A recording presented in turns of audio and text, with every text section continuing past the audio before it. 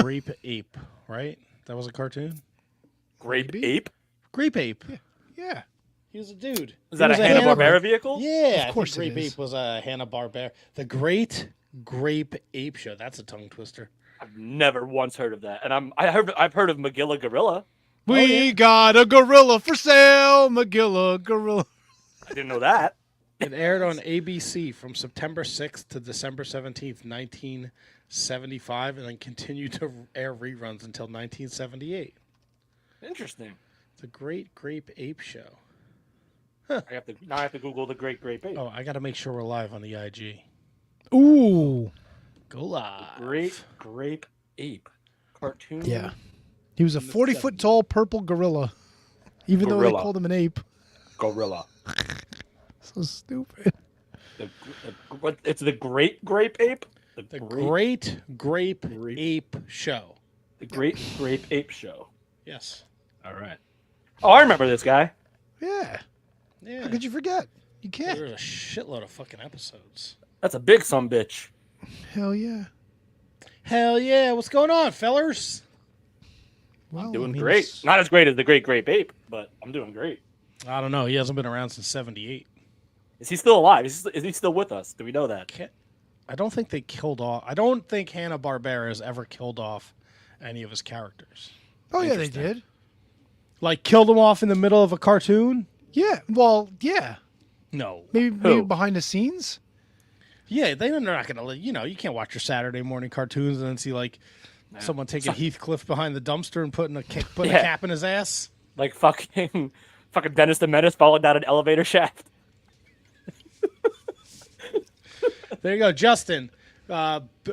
Creative ways to get rid of cartoon characters. That should be on the next Inconclusive And not Breakdown traumatize podcast. a child for the rest of their lives. No, traumatize them. Like, Yeah, what if, I thought they. like, what, I thought like, they what if killed off Tom actually Jabberjaw, killed didn't they? Jerry? Jabberjaw. Yeah, didn't they kill off Jabberjaw? Who's Jabberjaw? Jabber. The big shark? The big baby Hey, shark? you look so sad. They killed him Which off. one was No. the mouse and which one was Yeah, the Japanese fishermen hunted him and they served his fucking fin. Yeah, like what, No. what if like Tom actually killed Jerry? Well, listen, Bugs Bunny shot fucking Elmer Fudd in the head 8 million fucking times. Yeah, but he came back every single time. Yeah, I mean, God, talk about a fucking 9 lives. Look, what about like Daffy Duck though? When they shot Daffy Duck and his beak would be like on the other side of his head. I heard Daffy Duck's getting disability these days. No, I heard he's getting nothing. Not a damn thing. What are you looking up, buddy? Jabberjaw. No, that's fake. That's some kind of. That's like some. That's some DC shit right there. DC. Yeah, I said, what happened to Jabberjaw? And then the first thing that comes up, Jabberjaw goes on vacation to Amity Island and runs into the cast of Jaws, only to be killed by them. Bruce takes Jabberjaw's place in the Neptunes. And the 2018 DC Comics rebooted Jabberjaws into a less cartoonish character and featured him and the Neptunes in a crossover with Aquaman. Oh, yeah, he played. Neptunes? Yeah, he played drums for them, didn't he? Yeah, he was the drummer in their band. I thought, no. The shark. Yeah. Yeah, Jabberjaws. Jabberjaws now we're getting that. No, Jabberjaw. Excuse me. Oh, sorry. Yeah, he played drums. We got Joe Walsh says Tomcat. Scott George says it's a work brother. It's all a work. Joe Walsh, we briefly touched on Magilla Gorilla. Oh, yeah. Brundon, from his child's basketball game, Grape Ape was fantastic. They changed Grape Ape's name to Harambe. That's not true. Well, speaking of Harambe. Here comes old Almond Head. Hey, guys. Christ. Was that Joaquin Wild? That's it. That's it. You get a free bowl of soup with that hat? Jesus Christ. I don't, I'm not much for soup. They You shouldn't be much for hats. They put nacho cheese on top so you could like put your nachos in there and dip them. I suppose if I asked, they probably would. Oh, that's Take amazing. a break from the gimmick, man. Yeah, how's your vacation, brother? You grown up. Yes, you're right, Kevin. I am a grown-up. What? My vacation's great, man. Thank you for asking. It's been it was an interesting start. It was long. I was up for like 32, 36 hours, somewhere in there. But it all evened out. Everything's going well. How's everybody else? Fucking, what's the guy's name? That man Did you throw him out, or did he?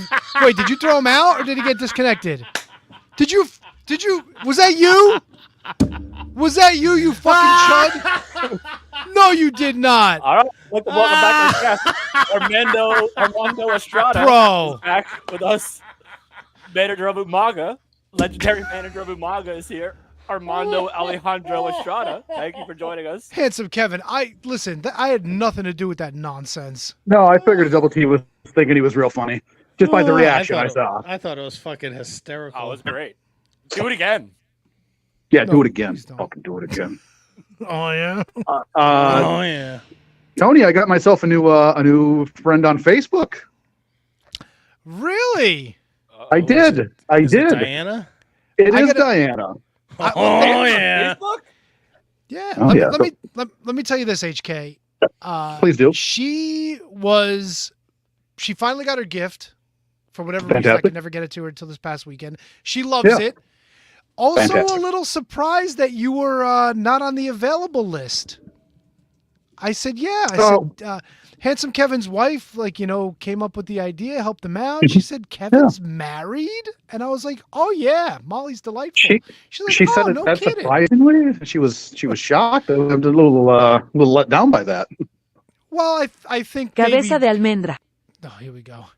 I think maybe she was thinking that because you're such a handsome guy that maybe you were like a little bit of a player or a lover boy. you know? Oh, just out there playing the field. Yeah. Gotcha. Not one woman can handle the HK. Trust me, one woman can handle it just fine. Oh, yeah. Oh, Scott yeah. George, say what KJG said. Armando Estrada has entered the chat. Joe Walsh, speaking of soup and hats, showed my younger brother Caddyshack last night for the first time. Your boy MB, love that hat that HK is rocking. Hey, love you, MB. So wait, HK, wouldn't if you're in Mexico, wouldn't it be see? It could be. It could be. I'll have to ask. I'll ask around. I'll see if they have a phrase in which they use a comparable phrase. So do you guys have your own cabana boy? Not really. No. I mean, they got people they send over to us and all that. It's good. Everything's good. What kind of people? Like the room service people. Which way were you going with this? He tried to get you. You're not going to get me. You're not getting me. Your wife sent some interesting photos of you to me this afternoon. Oh boy, which ones? That's trouble. You're fully closed in all of them. Yeah, as opposed to being fully open. I picked up on it. I was just going to leave it be. That's No, way, not on this show, my friend. You're right, write that down, fully closed. I'm guessing she probably sent you something to me drinking something red, maybe. Yep, I got the red drink. I got you and another. Is this the same stupid hat in all your pictures? Do you take the same exact picture in every single Picture. What the fuck do you want me to do? I don't know. It's always you drinking something. What do you want me to do? Fucking juggle? I don't say, hey guys, take a picture of me. They just take a fucking picture There's of two me. versions of you. There's you drinking or you just standing there looking like a fucking weirdo. What are you doing pictures that's so fucking cool? I usually give people the birds. I take my Oh, dong that's out. original. I haven't seen that one ever. Yeah, or he just sits there at the baseball game with no shirt on. That's it. Working on my tan. And that's the only one smiling in the picture too. Like everyone else is fucking miserable. Fucking horrified. Shit. The fuck was Can we that? confirm or deny that the people taking care of you are Guatemalans? I cannot do either of those. I could just see like him sitting in like a cabana and like the boys, like Dalton Castle's, like the boys come up and like serve him Oh, to the castle. like fucking mimosas and shit. Oh Big yeah, fucking mimosas in the palms, morning. Keeping them cool, fucking waving Yeah. them down. And the That's a beautiful masks and idea. everything. Please see tell if I me can you're recreate leaving. that. You're leaving JJ Rogue 8x10s as tips for all the workers. Oh, it's a great. Actually, I did have somebody ask me to bring a JJ Rogue T-shirt for them. Don't have Were those they in production looking- yet, so I Are they did. looking to get the shit beat out of them at school? Escuela? They might, maybe. It's What so HK, I got a bone to Yeah. pick with you because I'm Oh, here we listening to go. this year in Pick away. of Duke and Rogue. You are very mean to Duke. When? He only suggested that Bam Bam Bigelow get a win in his hometown, and you immediately jumped down his throat, and you're like, "What do you want to be the fucking champion?" Yeah. Well, He just wanted one win. He could have lost. lost in the second round. And then you're bullshit. like, Jesse the Body Ventura needs to wear a suit. You and your fucking suits. I hope you put on a suit and it chokes you to death. That's a little aggressive. Well, you know what? I'm tired. Jesse the Body is the body. He's Hollywood. He doesn't wear a suit. Ever, ever, ever, ever.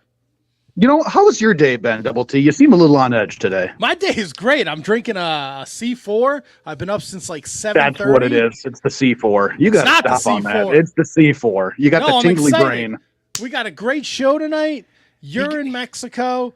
I am Kate's in coming Mexico. on Yeah. in 15 minutes. We're going to talk Cody Rock Roman, Bear Boulder tonight. I sat through fucking Vengeance last night. Ooh, HK, How was in it? all honesty, he got himself a couple of victory royales today with Justin, so he's in a. I got one victory gotcha. royale with Justin. And I Attaboy. got one by myself. by yourself.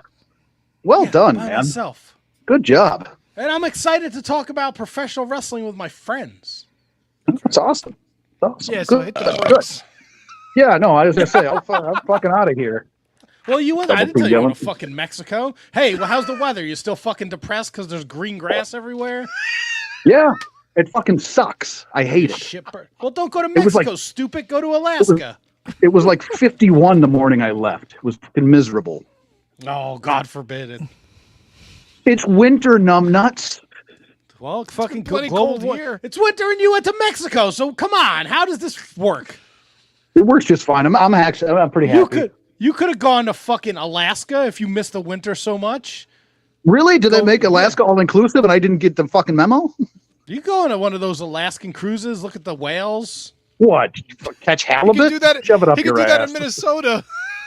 No, you don't care. You go, it's a cruise. You ever been on a fucking cruise, you chode? No, I've never been on a fucking cruise. It's Never pretty smeared much exactly- ice cream over my exact- chest either. I've never done it either. It's exactly what you're doing now, except you're on a boat.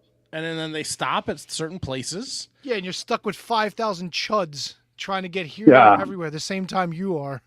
That sounds miserable. No. Yeah, it kind of is. Listen, Chud cruise. Tony doesn't know. I've been All right. on like Thank you, 20 Nuts. cruises in my life. I know what they're like. Tony knows. Tony's goes with Tony the knows. wife and the kid. They got to do all the excursions. They got to get off the boat. Well, pardon me if I don't run around smearing vanilla soft serve all over my titties singing Judas. Stay on the boat.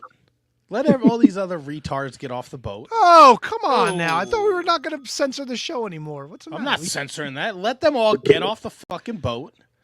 Then you're on the boat with maybe a couple old dudes. They're just hanging out. Just You're the way fucking Matt good. likes it. Yeah. Yeah. So, Go to okay, you can do it on the boat. bathhouse. Yeah. Oh, bathhouse. Yeah. So what what's on the agenda for tonight, Almond Head? Well, first of all, you can go fuck yourself. Secondly, we're There's a going lot to of be. aggression from this guy. I know. I'm handing it back to you. You're handing it to me. I don't want it, so I'm giving it back. I don't know. How many of those Modelo's have you been drinking, buddy? A couple Modelo's. I've been alternating. I had some. I like a good coconut martini. Had a couple of those today. A couple Wow, espresso did you drink martini. You drinking through your vagina? Yeah, absolutely. Of course, I drank it out of my vagina with a crazy straw. Really? Yeah. Oh, what the fuck's that porn guy that drinks the jizz out of that girl's butthole? He went to jail. Fuck, what was his name? Slap Happy? What the fuck is his name? I don't know. Max Hardcore. Yes, Max Max Hardcore. Hardcore. Yeah, fuck Yeah, that one I didn't know. I wasn't familiar on that one. No, we're gonna be heading to dinner here pretty soon, and then that's pretty much all we got left for tonight. Cool. I saw a pretty interesting show. Was it 2 nights ago? It was a Michael Jackson show. Why? Was he brown? The hell? I don't know what's going on over there. Anyway, Tony, you want to do me a favor tonight? What's that, brother? You want to take my good night, Diana, since I'm not there tonight?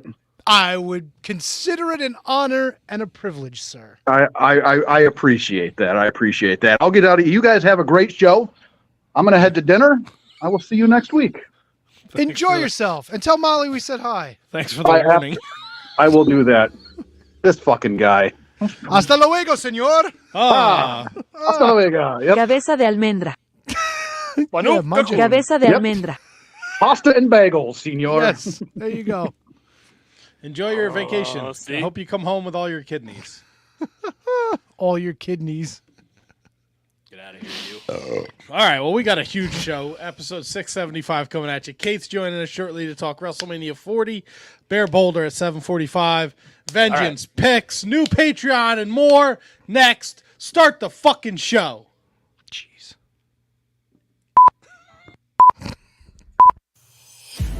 The following is a presentation of the Shining Wizards Network, broadcasting live in high-definition video and available on all podcasting and streaming platforms. Follow us on social media at Wizards Podcast. Check out our merchandise at merch.shiningwizards.com. Do your Amazon shopping at amazon.shiningwizards.com. And become a Patreon supporter at patreon.com/wizardspodcast. And now, it's time for the Shining Wizards.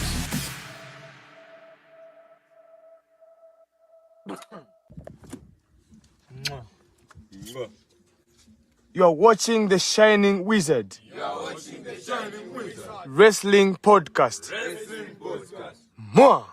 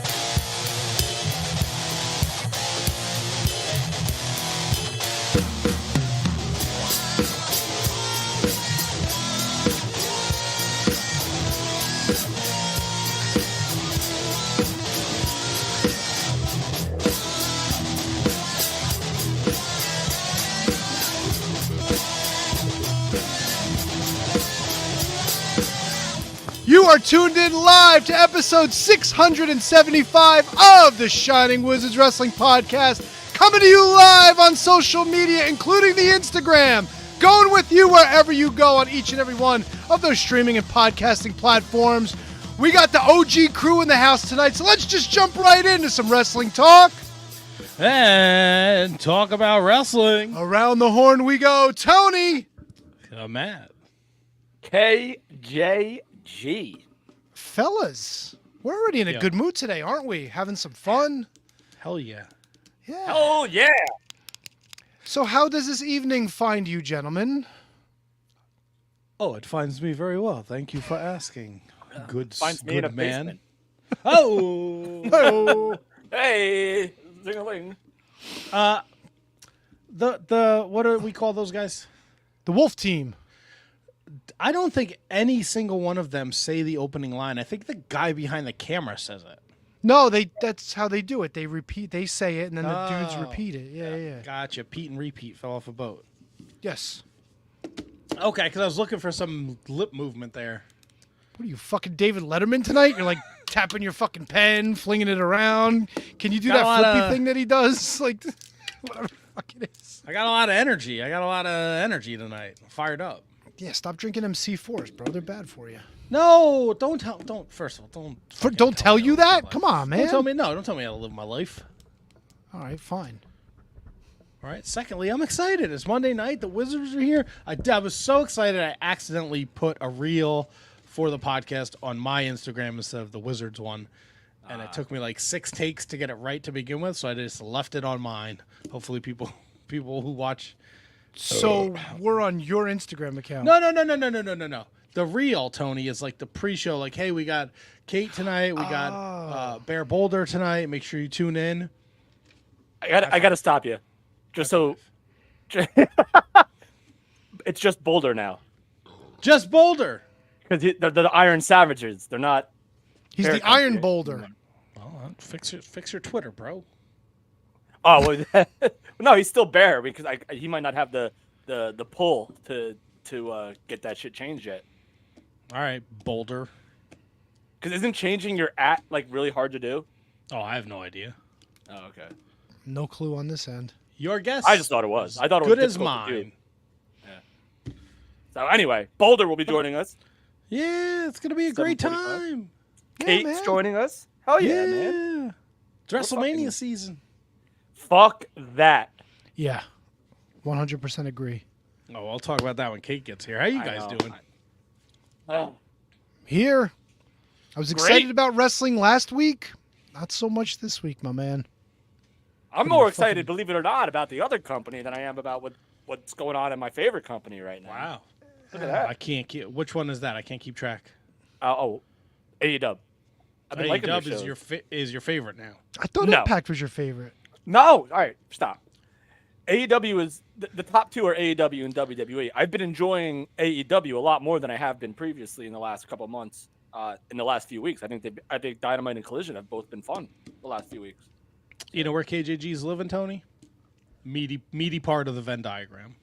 That's right. I like that throwback, people. I like that. Wow. Makes Big me want time. to throw up. Oh, don't throw up. Big man meat. Don't get ill. What? How are What's you, up, Matthew? Young? Yeah, great. Matthew. How are you? Great. I worked this morning, came home, I did a couple errands, I cleaned up. Clean what up? Not his I hair. cleaned out the litter boxes. I took out all the garbages, cleaned out all the garbages from up here. We got like a garbage can in the bathroom and one in the laundry room and one out by my desk. Took out some cardboard boxes. I cleaned the cat's food mat downstairs. I put some. Mommy wanted her screens put back in her bedroom window, so I did that for her. Mommy, Rhea Ripley living at your house now? She's bunking with you No, guys? that's what I Mommy. call Rihanna's mother, Mommy. Oh, mommy, duh. Yeah, I forgot about So I that. put some What's a food screens- mat?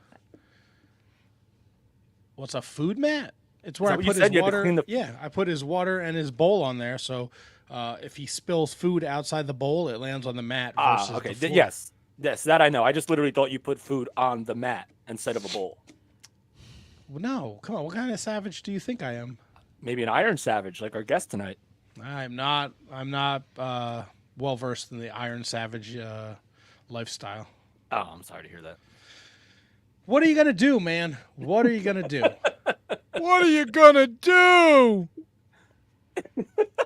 Eric Freed's Muda is doing great. Thank you for asking. He's a little bastard. Aw. For Well, life. nice Well, he always Eric wants. asked. He's always hanging out up here. He wants to rip Nellie's face off. It's not cool. It's not healthy. Does he Can't want be to living- spew? The Maybe mist? he spews the hairball. He spewed a hairball the other day. That wasn't cool. At Nelly. No, just like wherever it, you know. You So hope he why- does it. Why don't they get along? Like, can't you like train them to like each other? No, they're Then wild. why do you have cats that hate each other? Like, First, it was never the intention to have more than one cat. yeah, but you wound up with like 3 or 4 at the same time at one point, didn't We you? ended up with 3 at the same time. Oh, I thought a 4th one came into the mix at some point. Matt, we 'Cause used to Muda have needed a Mr. tag Kitty. partner. Mr. Kitty when we lived at the apartment. Kevin remembers yeah. Mr. Kitty. Oh, Mr. Kitty Yeah. was fantastic. And I think we got Mr. Kitty when Muda was young enough where Muda wasn't like king of the castle.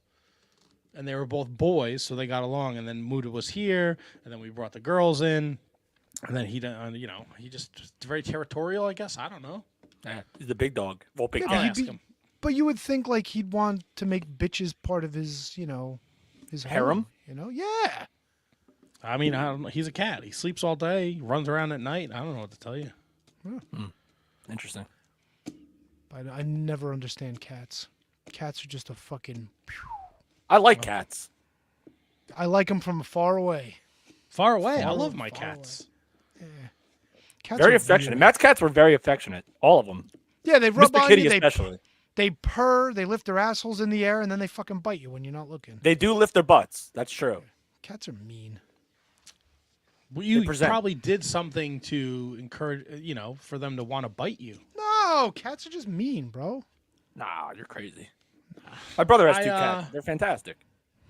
Before Kate joins us, because I'm sure she's going to pop in any minute now, me and KJG recorded bonus content for the Patreon. And We'll talk about the new Patreon Statman later. Jones too. With Notes Jones, Brendan. And I want to say, Tony, I know you're not. I don't think you're on Twitter. Nope. But I got to put it. Brendan's on Twitter, and he's got his own Twitter account, Irish Misfit 15. Everything in his bio is all the links to the Shining Wizards, the Pro Wrestling Tee store, and the website. And I just thought that was really fucking cool. I didn't know he did that. And I told him I was going to give him his props on the show tonight. I gave him his props in the bonus content, and then I gave him props now. So I just wanted to give him props. Attaboy, Statman. Okay. Statman. Wow, so could you be less? Could you care less about Brendan? I mean, what do you want me to do? You want me to fucking dance? Like, oh, great, No, but- fucking A, dude, yeah. Sure, that'd be nice. It's good. He supports us. He's part of the family. I love Brundo. Look, Mike Let's Peterson. show it once in a while. How about that? Mike Peterson, who's no longer part of our Patreon.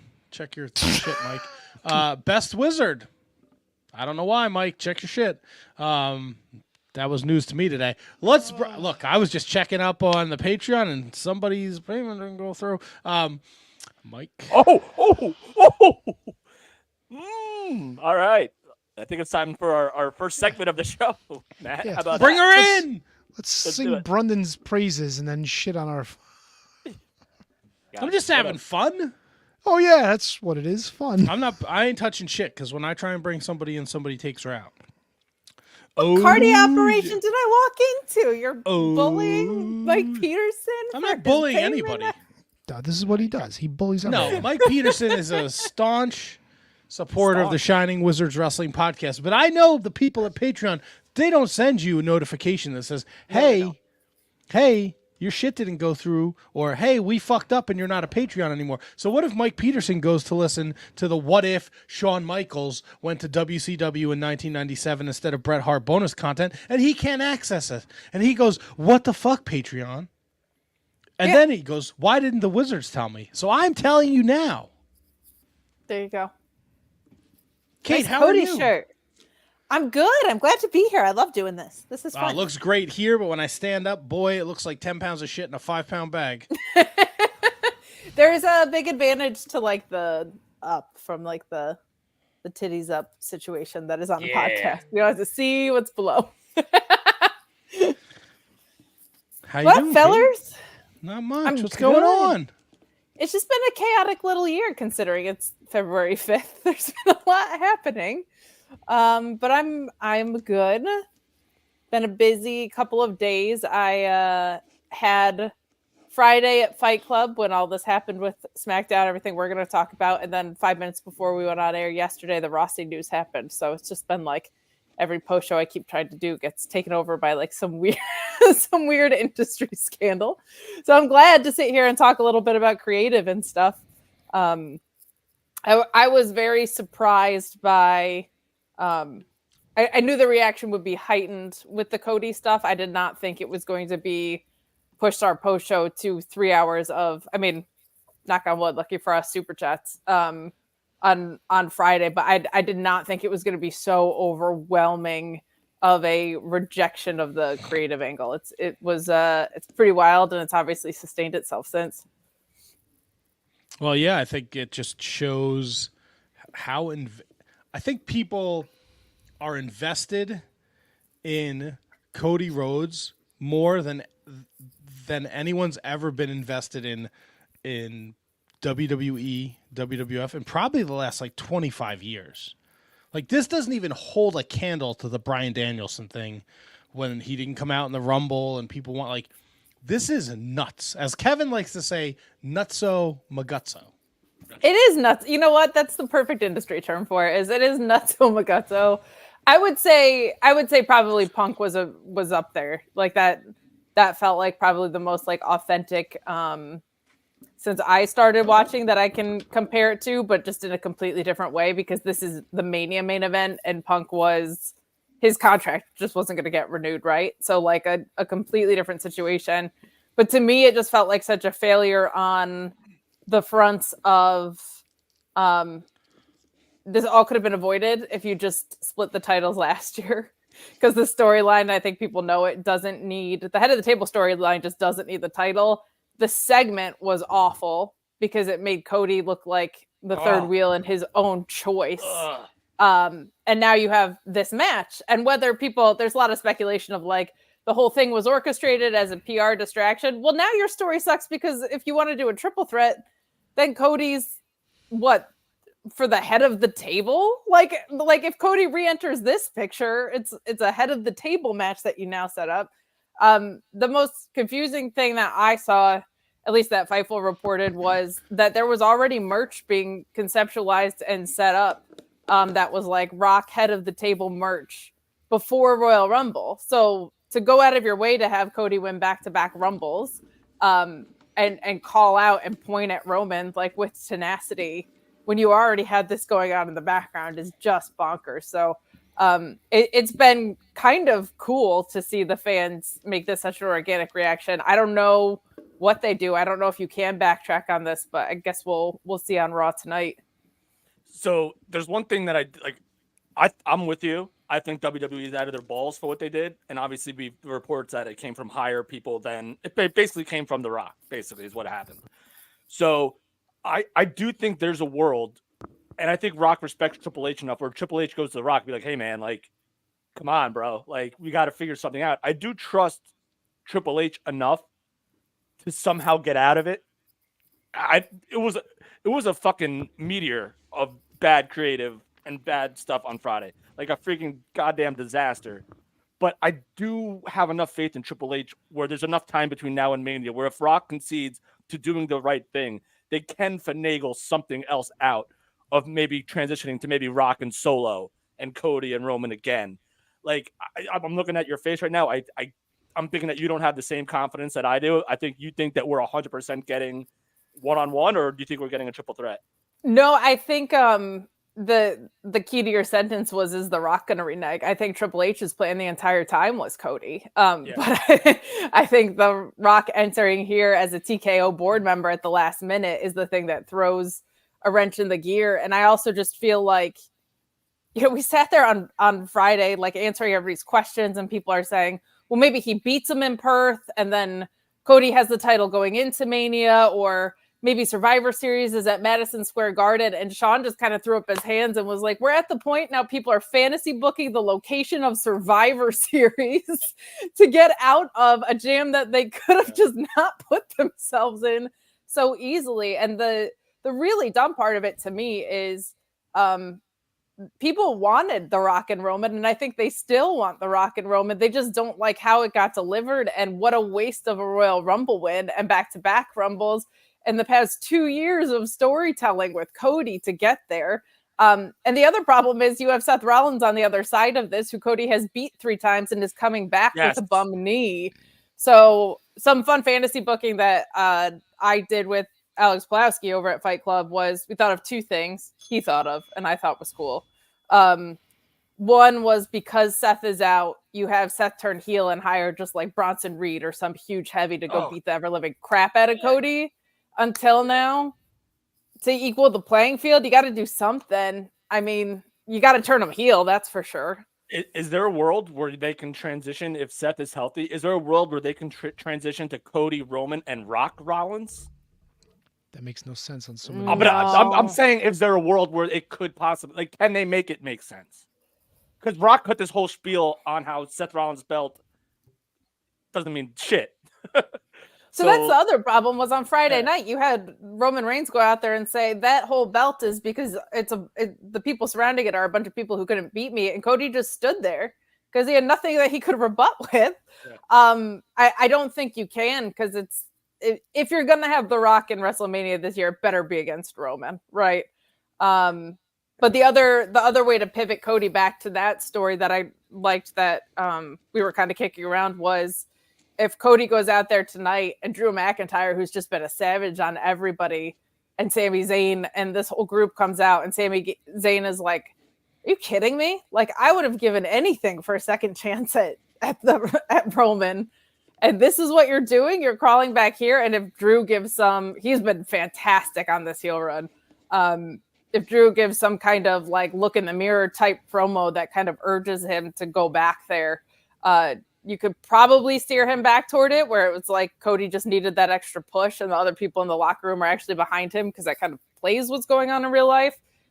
But I don't know, man. There's nothing that they can do creatively now to salvage it other than The Rock sits out, and I just don't see that happening. Like the idea of a triple threat, if that was your initial plan, makes sense because The Rock got blown up after 3 punches in people's elbow, so it would hide what he can't do in the ring anymore, protects Roman because you have Cody pin The Rock, and then Cody walks away with the title. But to do that now, everything creatively feels compensatory.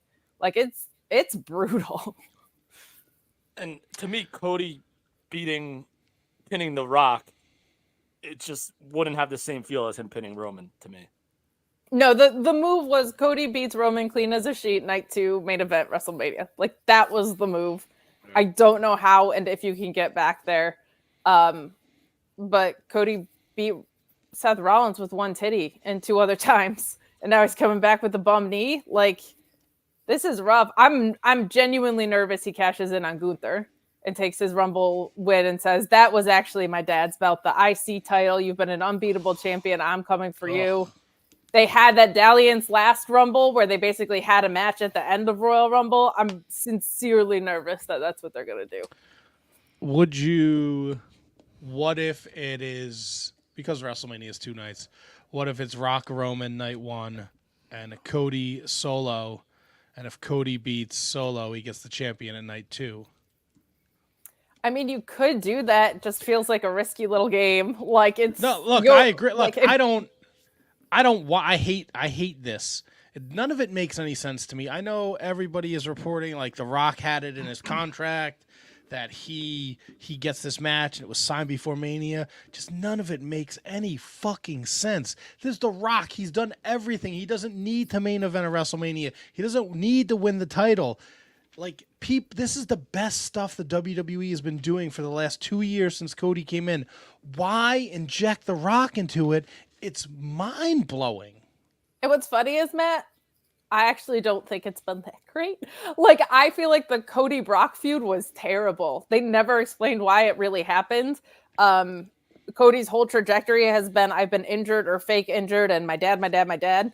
And I'm still rooting for this guy to win because just give the guy the damn title. You sacrificed every other babyface on the altar of Roman Reigns to get there. You didn't give us Sami Zayn because you said this is the guy. And now the guy that you said this is can't even do it. Now, the other concern here is maybe they don't want Roman to drop at all. And I feel like if Roman's going to win, you definitely don't want him facing Cody again. I know Fightful Select reported that The Rock was pushing for him to win. But, like, maybe they want Roman to retain because I know Fightful also reported, and I actually know who the source on this was, and it is an accurate one, that Roman drops whenever he says he wants to. He's got Hogan-level power now. So, dude. Yeah, brother. So that's concerning because if the idea is if they want to push him to Hulk Hogan's record and push him past it, then I'm just worried we're going to push toward Bruno's record, and that's going to suck for the next 2 years of programming. But that pushes you past SummerSlam. And this reign has felt long in the tooth for the past 18 months. And I love Roman. I actually think something that's a bummer in all this is I thought he crushed the segment on Friday.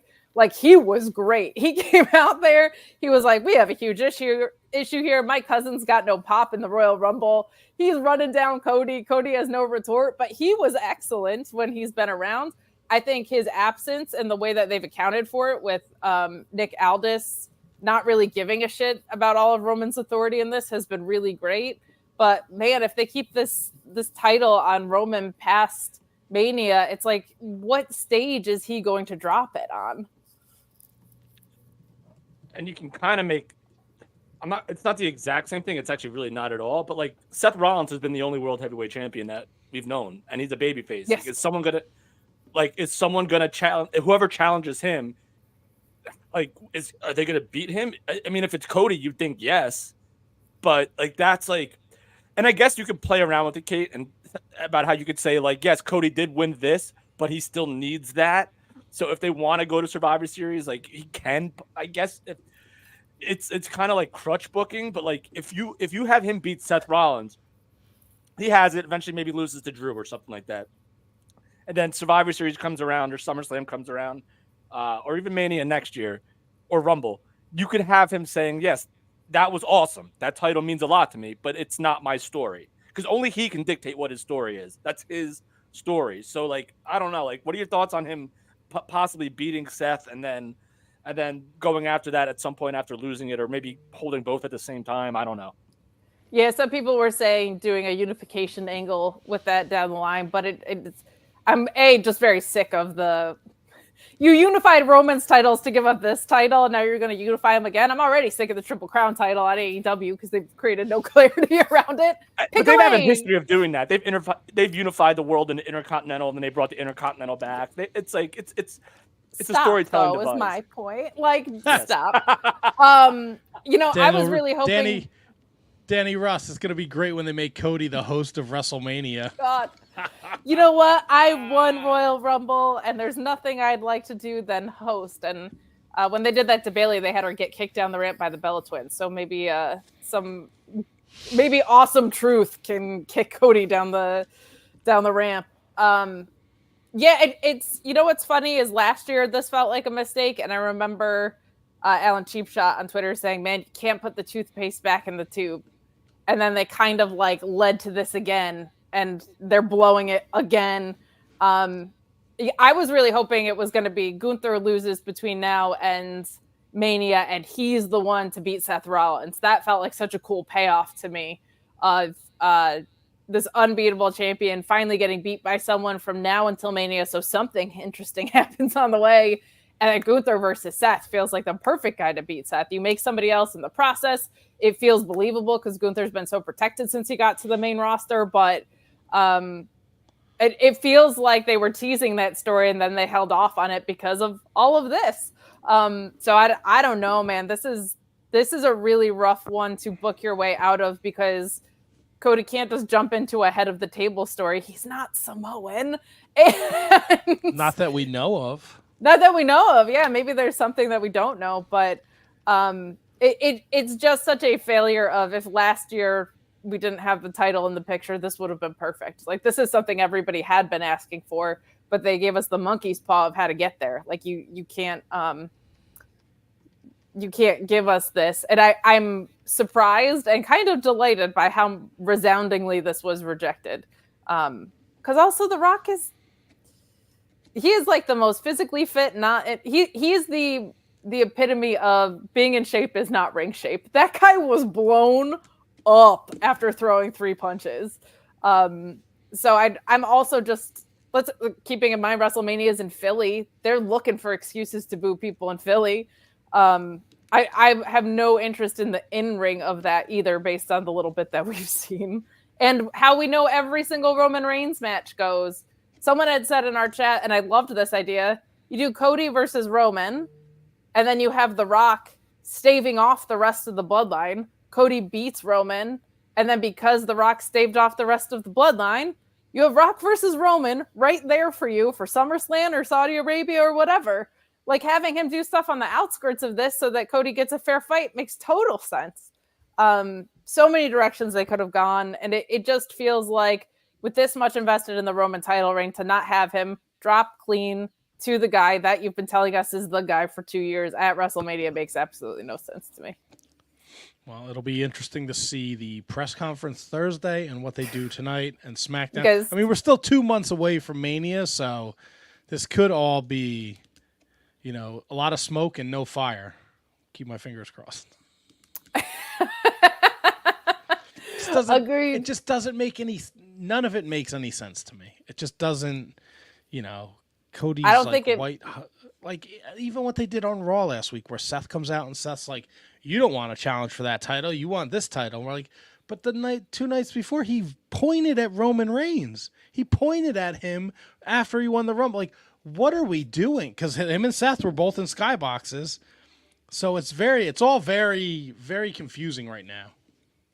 It is, and I did just want to see. I see Bounty Keith in the chat, which I love to see. Hope he's doing well, and I congratulations. don't think that's Is that really him? I- I can't I tell on the StreamYard side, but he did. No, I don't think it is, Kate. Whoever it is raising a good point. Stop That- with the death threats toward Ava. Yeah, you have a Is that a 22-year-old real thing? on. Yeah, Jesus Christ. a 22-year-old girl on NXT. That's The Rock's daughter is getting death threats because people are this insane. So knock it off. You want to complain about the creative around Ava Rain? Go for it. The creative is weird, but people have to get it together. But yeah, this is. It is. It does reinforce the booking patterns that Vince used to have, and it's a very, very weird thing. Like when I read, I thought maybe they got cold feet because of the scandal, but when I read that Sean had said that there was already like The Rock merchandise, and that it wasn't like finally The Rock whatever, that it was head of the table Rock is back merch before Rumble. I have no idea why you send Cody out there to be a sacrificial lamb about that. Then makes no sense. None of it makes sense. Kate, this is always a pleasure at Kate's Corner. We appreciate you taking time out of your busy schedule. You're going to follow Kate on social media at Miss Kate Fabe. She's doing the Mark Roda Podcast Wednesday. She's doing Fightful stuff all the time. She's doing Sour Graps. She's doing commentary for Excite Wrestling. Kate is one of the hardest working people in the professional wrestling industry. So follow her, support her. Don't send her creepy shit in her DMs. You fucking That would be weirdos. nice. Leave her alone. 1 week. Just like 1 week that doesn't happen. I have so much fun with you guys. Thank you for having me on, and enjoy the rest of the show. I'm sure you guys will be on during Raw, so you'll get Before live you go, reactions Kate, one way or the other. Are you curious as to why Tony has not said a single word to you tonight? Yeah, Tony, what do we got heat? You guys need a moment? Me and Kevin can leave. It's absolutely nothing against Kate. I wanted her to get everything out there. I mean, I'm at a crossroads. Pardon the pun. I don't know how to feel about any of this shit. Like everything that everybody's been saying, there's no way out of this.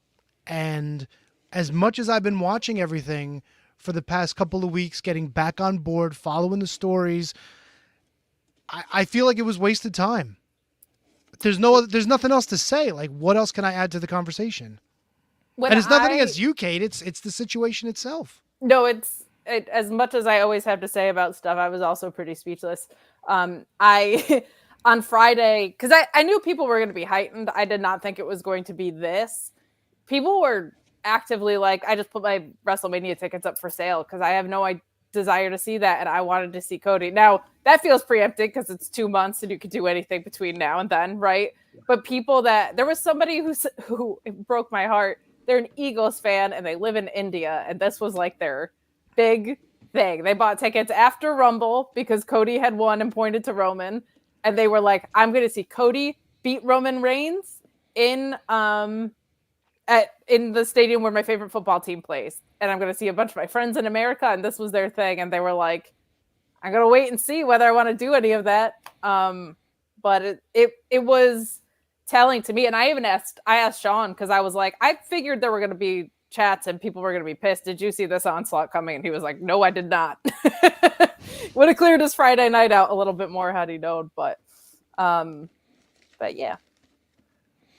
Well, Kate, always a pleasure. Ridiculous. Thank you. It really is. I'm sure we'll Thank you, continue this Phil. conversation after Kate's Corner wraps up. Also, that is apparently really Brian Keith. So congratulations to your All Elite contract, sir. It's Hell much well-deserved. yeah. 100%. And you can watch podcasters as much as you like, sir. You just, I'm tongue-tied. It was man. also what you had brought up, because that's insane. Like, Ava Rain should not be getting death threats. So, yeah. That's It's awesome that it's really you, and it's sickening that is the case. So I'm sure that's part of what caught us off guard there a little bit. But congratulations to him, number one on the BWI 500, great wrestler, great dude. So have fun, fellas.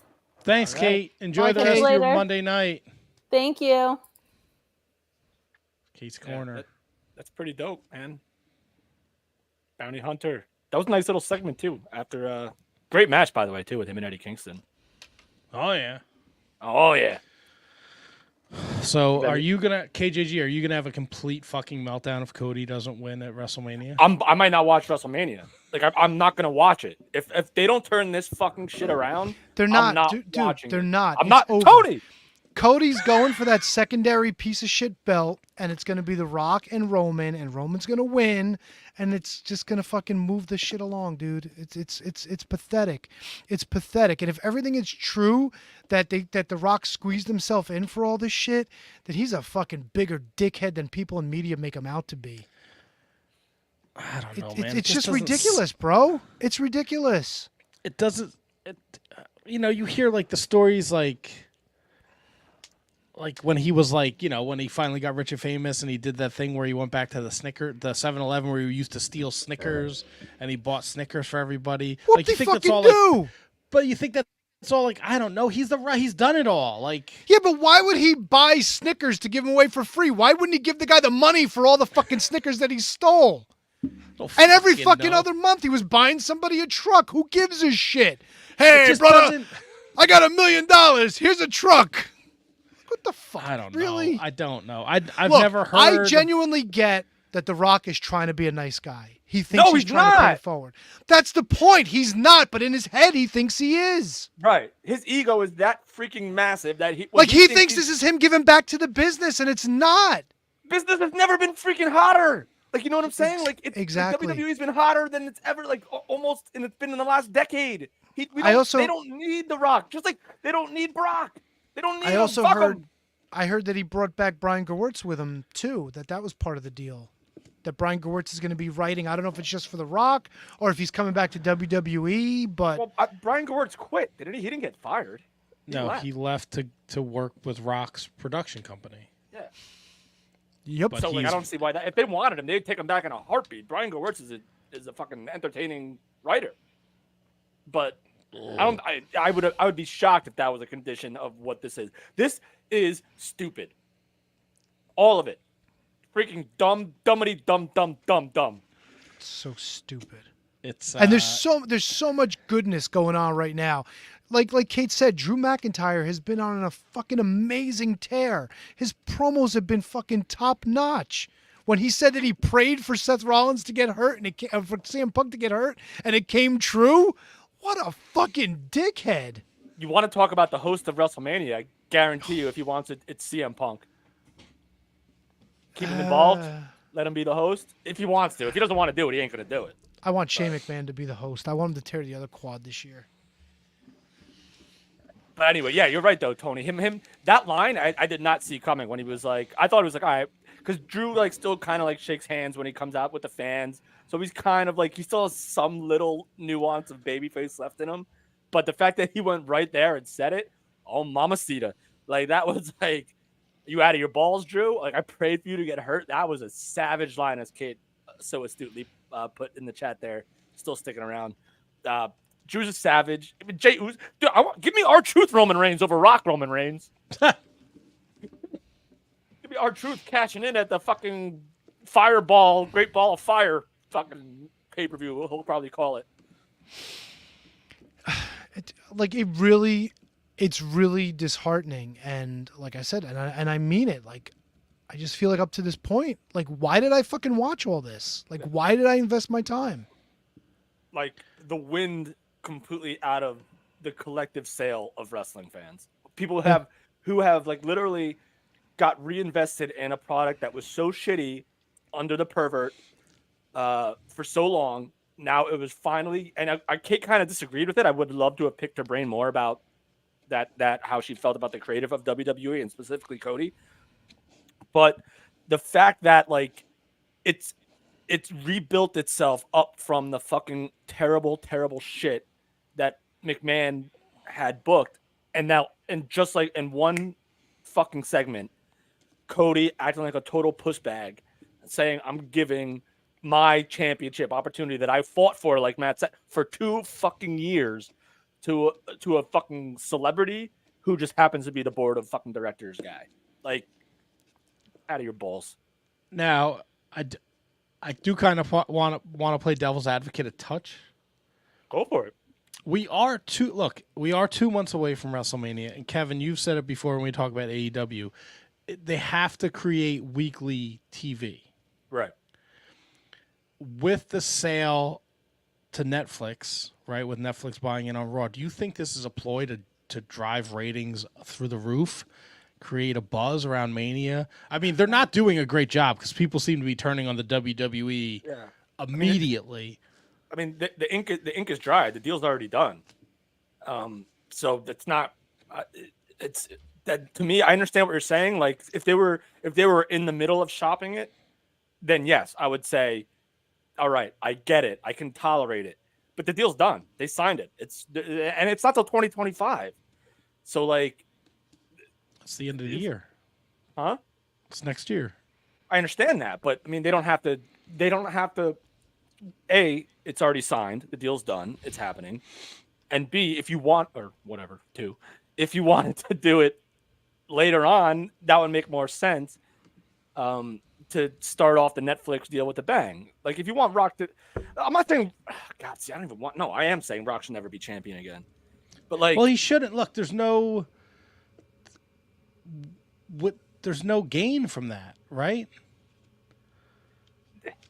Right, you have Roman, who's the guy, and then Cody, who is he's the baby face. Like, he does he meets with the fans. He's sending all these kids to WrestleMania to watch a main event. Like, he already brought those kids those tickets. Like, he's the guy. When he wins, like, he's the face of the WWE. So, like, The Rock's doing the fucking USFL, XFL thing. He's doing movies. He's got his production thing. Like, he's doing 100 different things. Like, I don't think he needs to be the champion. No, and first of all, if not only will I not watch WrestleMania if they go with this, if The Rock wins the belt, I'll never watch wrestling again. Wow, wrestling across the board. No, I'll watch my big man that's gonna be joining us in a couple of minutes. I'll always watch him. Now, Brendan didn't forget last year when you said if almost wrestled Brock at WrestleMania, you wouldn't watch, but you still watched WrestleMania last year. Well, yeah, I'm a big phony. That's obvious.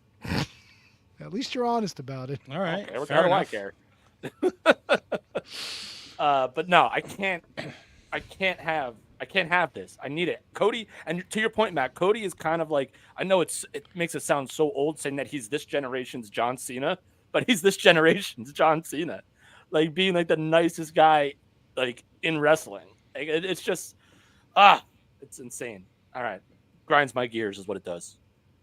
Your gears have been grinded. Ground. If you Ground? Grounded. Is the past Grinded. tense of ground? Are your grounded gears perhaps made out of iron? Ooh, I see what you did there, big beefy boy. I think the past tense is ground. I think it is. Look at this. We're getting educated already. Just literally just popped on like that. And we're dropping knowledge. A thesaurus or a Webster's dictionary or anything, but I think it's ground. I think. I will take your We are word joined by AEW Ring of Honor, friend of the show, superstar, Mr. Boulder. He's got many nicknames. He's the Sauce Hoss. He's the Beefcake Boulder. He's Beefcake Charlie. He is with us now tonight. Mr. Boulder, how are you? I'm very good. I'm just laying stomach first on my bed with my feet kicking like a girl in a 90s movie. I'm just doing that really right now. Giving us all the like feels. A slumber party. Yes. Yeah, should we talk about crushes and boys we want to kiss? Yeah, of course. Fuck yeah. Actually, fun fact, I saw rest his soul. I saw Vader in this same position on the grass in front of the Rawway Rec Center back in 2015 That must have been sexy. with Balls Mahoney's son crawling on his back. Oh God. All right now. No. Listen, I love balls, but God, his Of son course was you a do. freaking- Isolate that. Isolate that. 59 minutes, 12 seconds. I love balls. It's okay. His son was a nightmare. Oh, Christopher? Yeah. Come on, tell me when I'm telling lies. It's just that's an amazing sight to see was Vader with no shirt laying stomach first in the grass at like 10 o'clock at night on the phone. He was talking to his sweetie pie. Probably. Now, were you able to ever? Were you able to get a picture with the mask when he was there, or no? No, I didn't, but a couple other guys did, and I was insanely jealous. Dude, like I was like so close. I was there. I was just like, should I? But I felt like if he like saw me, I'd be dead. I never even asked him how he would make the smoke come out of it. Oh, damn. Did he ever It's answer that? wrestling magic. He did an interview one time, and I think I actually owned this DVD where the way he described how the smoke came out of that Mastodon mask was, I quote, a mechanical mechanism. Well, I don't know if you know this, but dear good Matt is a dear good close personal friend of Vader. They had like an hour conversation before he joined us on the show. Interesting. Matt, right? It was definitely interesting. I'm sure it was. We'll leave it at that. He was very stern on me making sure I mentioned that he was a Super Bowl champion with the Rams, but up until the point that he had played, the Rams had never won a Super Bowl, so I was not going to say that. That's actually, that's kind of true. It doesn't really add up, but who am I to call the man a liar? He may have played in the Super Bowl because they lost to the Steelers, but he is not a Super Bowl champion. He would be an NFC conference champion. Yes. He was probably ribbing you, trying to get you to say something that you didn't know was true or not. No, can't get one over on this guy. Apparently not. So, Bear, Boulder, I'm sorry. This is going to be very difficult for me. Well, what do you prefer? Let's ask him. What do you prefer? Oh, yeah, that's a great question. I don't know. Everyone, Hi, Nelly. for so long now, people just call me Beef. Or, last couple years, it's just been Boulder, which I like. So, but you guys can call me whatever you want. You know me. I don't care. Do we need to do a sidebar and figure out what we're going to call him this whole interview, No, guys? just call him Boulder. If that's what he goes by, Well, then call him I Boulder. think I might want to call him Beef. You can definitely. I mean, now it's Beefcake Boulder. All like, well, no, it's actually 2 words. Yeah, but you can call me that. You guys can call me whatever you feel comfortable calling me. That's fine. I'm not gonna yell or anything. Oh, well, that's disappointing. I was hoping you were going to yell. I'm tired. How so all the different name changes, is that frustrating for you when you guys are Bear Country, then you're the Iron Savages, then you're Bear Boulder, then you're Boulder, then you're Beefcake Charlie? Is that frustrating for you, or is that just part of the business? Not really. I mean, well, I haven't been Beefcake Charlie in I think like 6 years, 7 years. It's But, disappointing. I mean, some people like to bring that up, but no one really ever calls me that anymore. It's usually just either Beef or Boulder. And then in third place is probably just Beefcake, which is fine. Beefcake. You know, I respond to all of them. So I respond to all. Kevin, what do you call me? He calls you. His mic is muted. Oh, okay. No, so all right. So the cord came out, and then I guess as soon as you plug it back in, I guess it automatically mutes you. I call you Beef. Yeah, you do. Yeah. You definitely do. One of the greatest hangs in the wrestling business. This guy's my like wingman, bro man, like bro hang for life. This guy. Every time I see Kevin, it always ends up us just hanging out and having a few drinks together. Yeah, it's always a good time. So let me ask you this, because Bear Country was a totally different thing than the Iron Savages, especially the way that the Iron Savages have evolved and developed lately. How did you feel about going from just basically 2 big, like legit, like angry, like no nonsense fucking destroyers, which you guys still are, but now you were adding so much more personality to the characters that you guys didn't necessarily always do in Bear Country? How has that made you feel, and how have you adapted to that? So actually, when Iron Savages first came along, we were kind of still just doing the same Bear Country, but we had a manager. It was, God, I feel JP something? JT? Yeah, JT Davidson. Yes. He came at the recommendation of MJF, and his nickname was the Iron Manager. So I guess it was an idea by the office that, these guys, this is the Iron Manager. We're going to call his guys the Iron Savages. Nice. And we just showed up to a dark taping one day and we just saw Iron Savages on the board and we didn't know who it was. And I'm like, could that be us? Like, I don't know. Like, who are these guys? And then we later found out it was us. So, I mean, this gimmick is very much these characters you guys have is very much based on your real life because you guys are constantly posting stuff about you guys in the gym. Like you're constantly posting gym pics. So, how much of that of your real self did you want to incorporate in this new development of the Iron Savages? Well, it's amazing now. I'm having the most fun I've ever had in my career doing it. But again, it didn't start like that. Iron Savages started out pretty much us doing pretty much the same thing Bear Country was. And then our manager, JT Davidson, he was having some pretty serious health issues and he had to step away from wrestling. So when that happened, we were like, oh, well, okay, what do we do now? We were just kind of in limbo for like a month or two. And then actually the idea for the Gym Bro gimmick with the Iron Savages was actually an idea of QT Marshall. Nice. And he was the one who kind of pulled us aside and was like, hey guys, like when I think of Iron Savages, what I think of like gym, like pumping iron and stuff like that. And then Jack Jameson, who's a student at the Nightmare Factory and a good friend of ours now, he was brought into the fold as kind of like a mouthpiece and a hype man because the guy can talk. He can talk up a storm. And he's an amazing hype man, a lot of confidence, in insanely good shape. And I think the three of us, you know, we've been doing it for close to a year now. I wouldn't say we've perfected everything, but it kind of feels like we're hitting our stride right now. Do you ever get nervous? Because you do the thing where you take your straps of your singlet and you pull them over, over to the nips. Do you ever get nervous that it's going to snap, or do you have it pretty much down to a science at this point? You ever worn a wrestling singlet? Never. They're very stretchy. There's a lot of give to them, especially it depends on who makes them. I've never had that fear in my life pulling on a strap on a wrestling singlet. And it'll just come right back into form and just like kind of suck right back in. Kevin likes sucking it back in. Easy, big fella.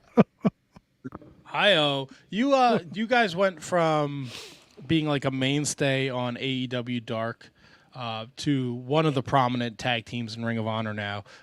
What was that change like for you? Because I feel like behind the Ring of Honor banner, I think you guys are getting more exposure. I think so too. Dark, we were kind of sad to see Dark go away because it was a very fun platform.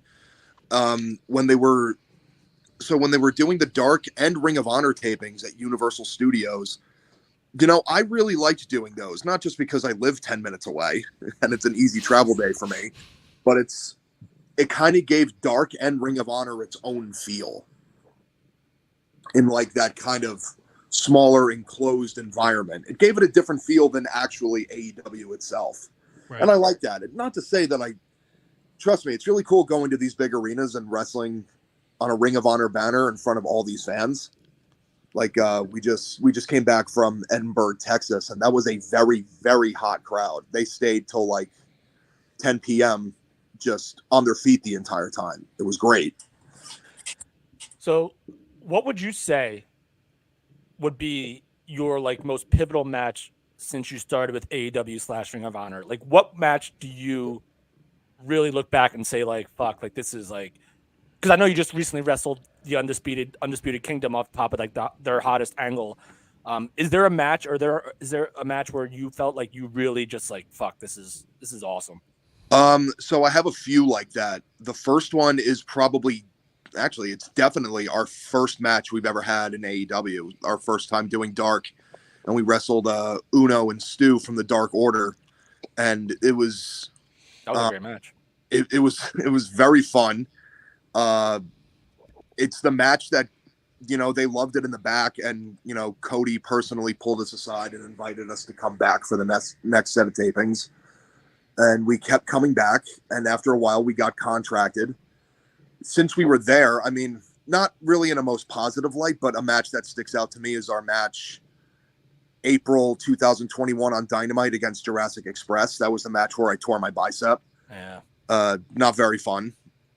But a couple of having a stare down moment with Sting, like my first match back coming back from injury, I'll never forget that. And these matches, I think my favorite opponents, I think, have been the Acclaimed, just because, I know them so well. And because we had some really fun, tag and trios matches. The matches in Ring of Honor that really stick out was so anytime the Ring of Honor tag titles have been defended on Honor Club, we've been the guys that they've been defending them against. The first one was against Aussie Open, and the second one was against Undisputed Kingdom. Were both very good matches for very great opponents, and I'm very proud of those matches, very proud of those performances, and I'm very happy to see where we go next. Do you guys, we just had Kate on for Fightful, and we touched on, Brian Keith is apparently in the chat, and people sending death threats to The Rock's daughter because of everything that's happening. Do you guys pay attention to stuff that's said online? Because I know when you guys challenged FTR for the tag titles in September on Collision, a lot of people kind of were like, who the fuck are these guys, and why are they getting this opportunity? Do you guys hear all that rumble, or do you just full speed ahead and go out there and prove why you belong there? Well, yeah, we hear it, we see it, we talk about it, and the thing is, dude, I can't stand Twitter. I really hate it. Yes. If it was up to me, I just wouldn't have it, because I can't stand going every day and seeing people literally just going back and forth and saying these unreal toxic things to each other about wrestling of all things. And people, it's not that serious. All right. Just and I mean, I know it varies on person to person, but when I see stuff like that, it really doesn't affect me too much. The only person the only person I really care about, please, and he seems pretty happy with us so far. So who am I to complain? So you mentioned knowing the Acclaim very well because of your past in Creative Pro and Wrestle Pro and all that stuff. This is a homer question first and foremost, but how does it make you feel knowing all these guys that are based out of Creative Pro and Wrestle Pro, guys and girls actually, that have basically made AEW a home? How does that make you feel, and how can you not justify? That was silly. How does that make you feel in terms of what you've been trained?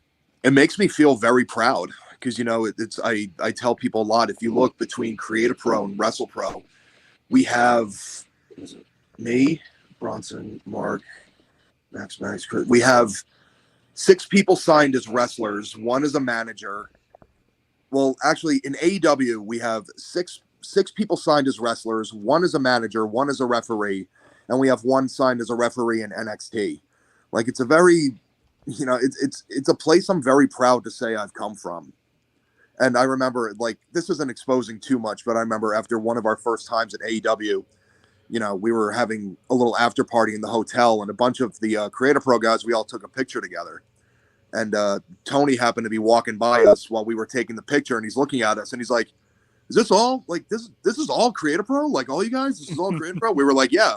And he just kind of nodded and was like, oh, sure, that's really cool. And then just kind of walked away. But it was that was a pretty cool feeling. I still have that picture in my phone. Are your family and friends very supportive of your wrestling? Very. I talk to my dad every week. Whenever I fly into a city, and as soon as I check into the hotel, the first thing I do is call my dad. And, is it? Do you have to explain to Grandma at Christmas dinner the spreading the cheeks and eating the ass mannerisms that you're now doing?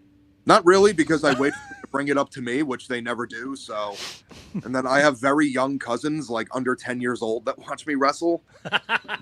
Their parents don't bring it up to me, and I don't bring it up. But it's they get a kick out of watching it. So, who am I to poison their minds with the intrusive thoughts that come out on screen? Are you prepared for that conversation when you are at a family gathering and somebody does the spread the cheeks and butt eating mannerism, and they say, "Well, I learned it from Uncle Beef"? Oh, I have. I'll just I think that'll be my big. All right, everyone, I'm gonna come clean. My who I am in wrestling is just a dirty, gross pervert. But I think, and then that's when I get shunned and won't be invited to any more family functions and just kind of wrestle as, wrestling is my dark secret from my family. Well, that's fine. Once you get shunned from your family, you can come over to my family gatherings. That's great. I'd like to see that. The opportunity to work AEW, you kind of told, Cody invited you guys back, and you keep going back, and now you're kind of one of the flagship tag teams in Ring of Honor. What does that mean to you, knowing the lineage of tag teams that have come out of Ring of Honor? It feels fantastic. And the thing was, I really didn't get into Ring of Honor until I started training for wrestling. Maybe my sophomore year of college, which was like 2010, I just stopped watching wrestling for like a whole year. And then summer of 2011, literally like right after Punk cuts the pipe bomb promo, I kind of got back into it. But when I got back into it, I got back into it hard. Like I started watching Ring of Honor and indie wrestling and all like the old Japan stuff. And I reminded myself, I'm like, oh shit, I actually wanted to do this. So then like a year after I graduated, that's when I started. So you mentioned Cody saw you and asked you guys to come back. Did he ever see you at WrestlePro? And then did he was that ever a conversation? So a couple times he worked there? I remember the show he did where he wrestled Pat. I met him. It was kind of just like a high and by thing, except Pat told me, I think later that week at training, that he's like, oh yeah, I forgot to tell you, because I guess some reason I stayed in my gear all night. He was like, oh yeah, also you popped Cody big because you were helping break down the ring and cleaning up everything while you were still in gear. And he thought that was really funny. That's just what I remember from that show. I was just curious because I was wondering if he remembered. Do you think he put two and two together that was you from? I really don't think he did. Okay. But that was just a funny story that happened from that night. When we showed up, I don't think he remembered us, but I think from while he was still there, Cody was pretty detrimental. Well, no, detriment. That's not the word. Instrumental. Now I need a thesaurus. Instrumental in our. I like detrimental. Someone will transcribe this and it'll turn into a big thing. I really hope not. That's why. Oh, it will. Them wrestling journalist rats. They'll run with one of these things. Of course. But my whole beef says Cody is detrimental. Stop it, Nelly. All right, bye guys. No, stop it. It's not. We're fucking around. It's not that serious. I know. But someone do it. Because by the time we were signed, Cody was there for maybe another year, and for our first year there, Cody was very instrumental to what we accomplished there. He took a liking to us. He actually went out of his way to agent some of our matches. He was a very, very positive figure to have there, and I miss him. And I still, not very often, I still keep in touch with him to this day. Every now and then I reach out to him and tell him I love what he's doing, and he's someone that I'm very proud to know, and I guess to call a friend. So, right now, does he smell better than Danny Moff though? No one so this isn't just for wrestlers. This is just anyone in this planet that has ever existed has never smelled better than Dan Moff. I agree, 100%. Nicest smelling human I've ever met. Yep. All you got to do is go down to those bodegas in Newark and get those body oils. I don't know how I would That's feel a secret? Did you just expose oils. Moff? You mentioned you That's guys gonna be the headline, not Cody's detrimental. That's going to be the headline. No, he's going to fly to Florida and eat me. You mentioned you guys have signed contracts. How long will we see you in Ring of Honor AEW? Is that something you could talk about? Well, I can tell you we signed our first contracts literally on New Year's Eve of 2020. Awesome. And can't really talk about what the future holds. Right. But we plan on sticking around for a long time and really help bolstering up that tag division of Ring of Honor. Everyone wants to say, they love to be on TV every week and be, the champions and be featured every week. And that's great and everything, but I'm not a demanding person. I don't expect the world. I'm very happy with what we're doing. I know it's not perfect yet. And we're still, not really throwing shit at the wall and seeing what sticks, but we're still trying. We're trying to find our stride. You'll notice every match we're trying to do something different, trying to see what sticks, trying to see what people like. And that's what wrestling is. I know you said, oh, sorry, Kev. How have you utilized social media to gain more exposure in terms of your guys' actual like personas and characters? I'm going to be 100% honest. That's really mostly Bronson and Jameson, because I told you I hate social media and I'm not very good at it. But we try to film stuff when we're on the road, whether it's for just stuff to post on Instagram and Twitter, or for being the Dark Order, because we've been featured on some of those episodes. We just try to find either anywhere with weights or just go to a gym and just film ourselves being silly and horny and stuff like that. Matt, Silly and horny. Last one for me before you go, and then we'll wrap it up eventually. Did you ever think, like back when you started, like how like high was your confidence back then when you were Beefcake Charlie and you were doing the stuff with, you know, the aesthetic males and Gibbs and all that stuff, like, which was awesome, which was entertaining as hell. But how did you see your career going then, and has it met like kind of what your expectations may have been at the time? I think I was just in a whole different mindset back then. Obviously, you know me, I'm a ham. I love making people laugh. I love entertaining people, but it was, I don't know. I kind of, not really my wrestling more seriously, but I wish I kind of took myself and my physical appearance a little more seriously back then. I kind of thought, like, at the time, it was like, well, I could just make people laugh and I can get away with anything. I mean, not calling it easy or anything, because like a good example is like, I love Colt Cabana.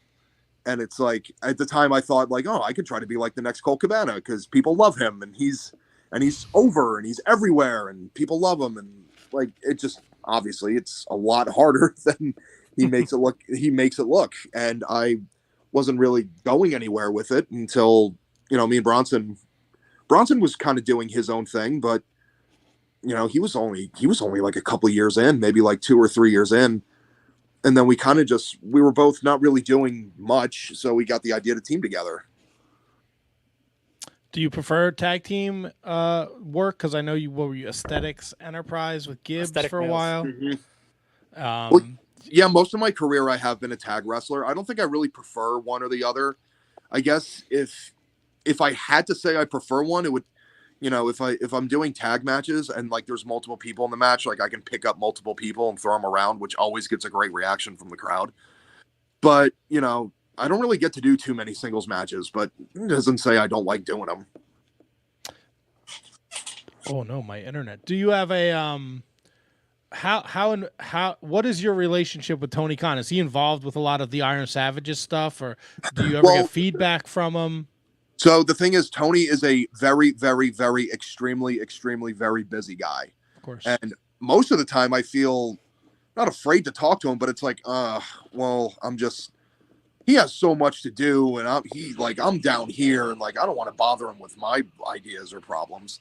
But he's not like that. He's a very nice guy. He'll give you the time of day, and he watches all our matches from Gorilla and Ring of Honor, and he'll give us feedback, tell us what he likes, what he doesn't like. He's very, very hands-on. Like I've never met a guy in a position of power in wrestling that really, really cares like he does. Not just about his overall product, but about the well-being and happiness of all his employees. So I'm very happy to work for him.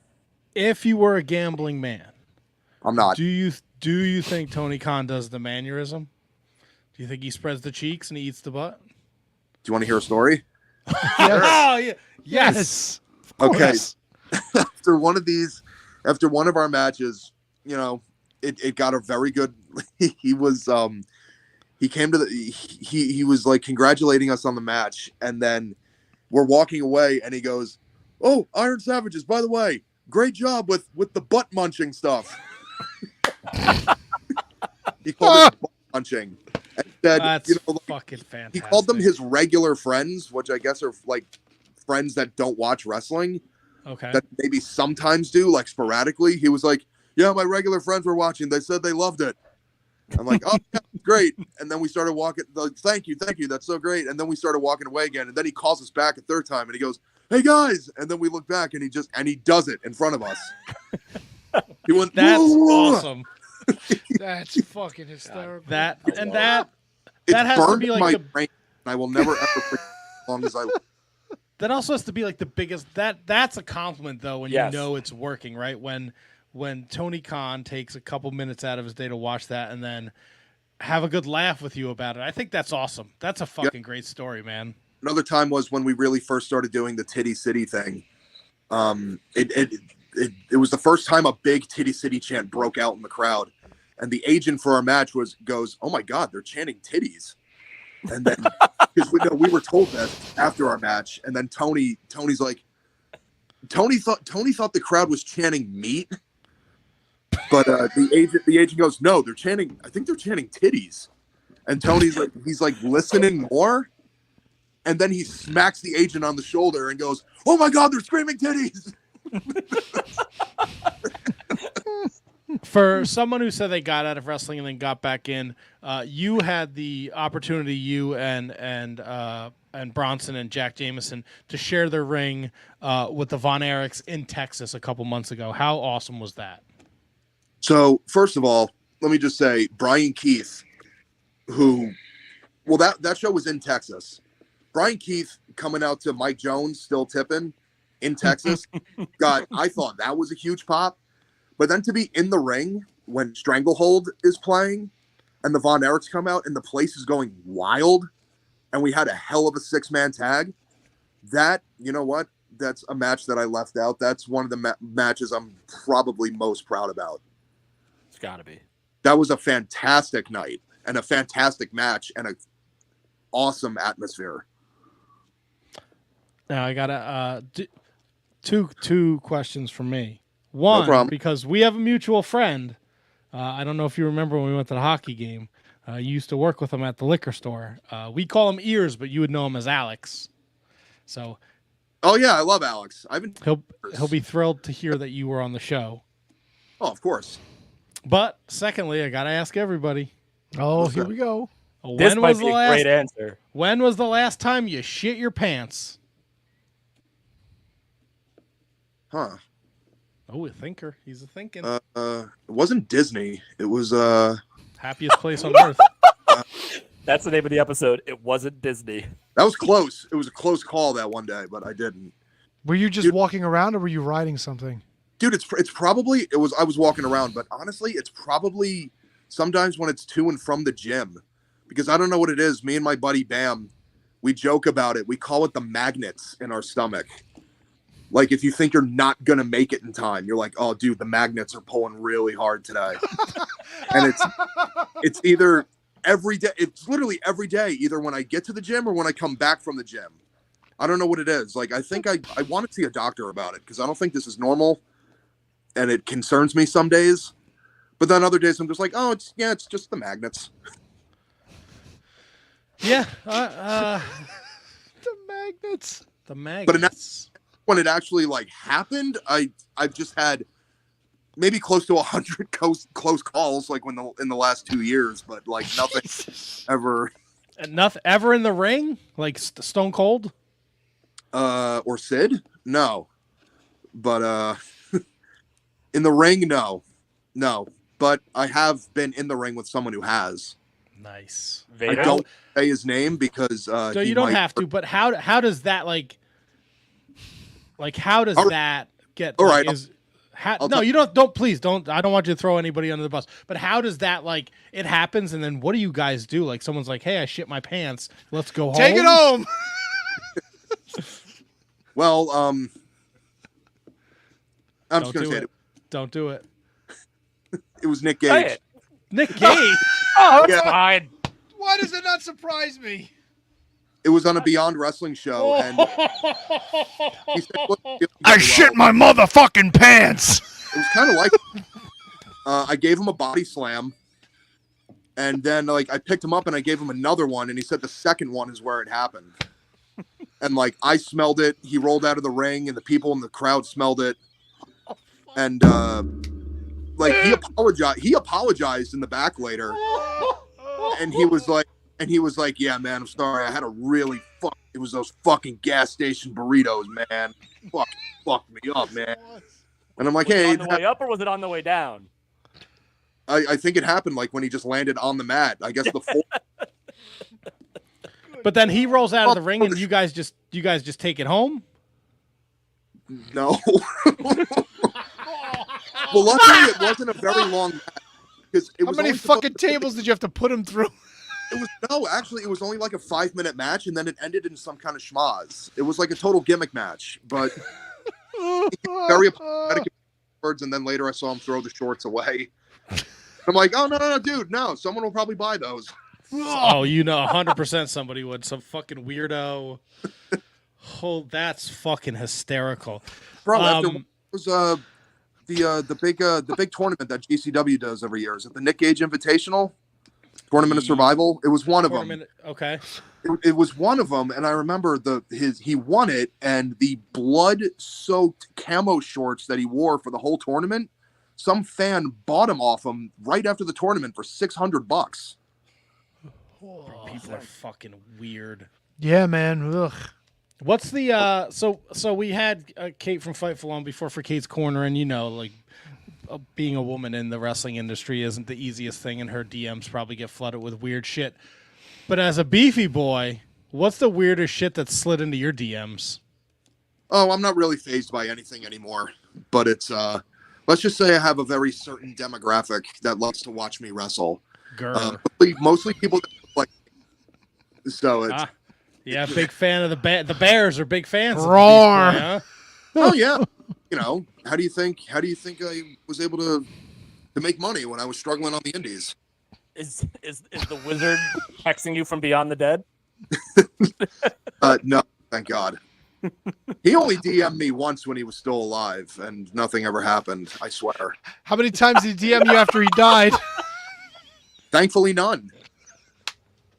All right, buddy. You sure you weren't getting any fucking texts from like KM like fucking with you? Like, hey, it's me. Kevin still talks to me in that voice to this day. Of course he does. Hey. That's one thing that'll never get old, man. The fucking Wizard's been gone a long time, but goddamn, the fucking moments were just cherished. Oh yeah. I'll never meet another old man like that in my life again. You better hope so, buddy. You're a big guy, and I saw the video from KM of you guys coming back from. On the plane. Yeah, is it uncomfortable for you to get those long flights jamming into those fucking tiny seats? Well, it depends on where I sit. I mean, like I have pretty good status with United Airlines, so I get a lot of complimentary like first class upgrades, and oh, nice. I can upgrade to like economy plus for no charge, and like I actually have room in those seats. They're not as small as people think. Or I'll just, hey, like no one's in this exit row. Let me just jump in here, and I can literally like lay across the seats. Yeah. What do you? Oh, I don't know how they do it. Like friggin' like Satnam. I don't know. He does it every week. He's a big man. That dude's over 7 feet tall. It's a lot of man there. What do you hope for the Iron Savages in 2024? I guess like most people would just say, we want more TV time and we want to be featured more. But what I really want to see is I want to see us gel. I want to see us find our stride. Like I said, I hate social media, but I know I have to work on it and try to expand my presence, which, it's kind of tough when you see fans just yelling at each other every day. It makes you not want to be a part of it. Right. But I know it comes with the job.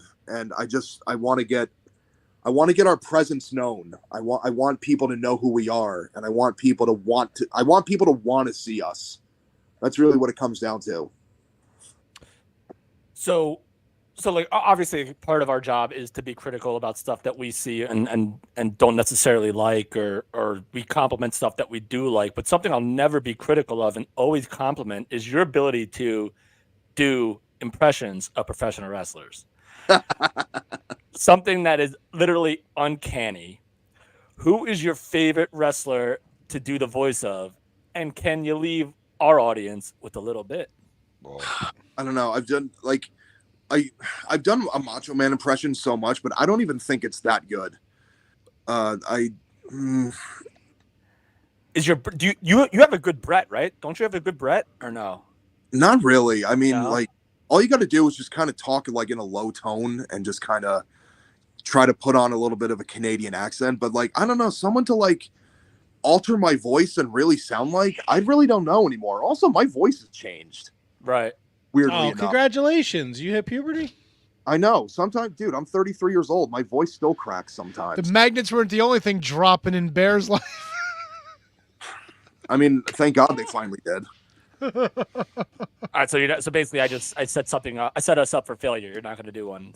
I mean, I don't want to leave you hanging, but I don't even know. I don't really know any that I even do real good. I don't want to embarrass myself. What about Warrior? You did a good Warrior.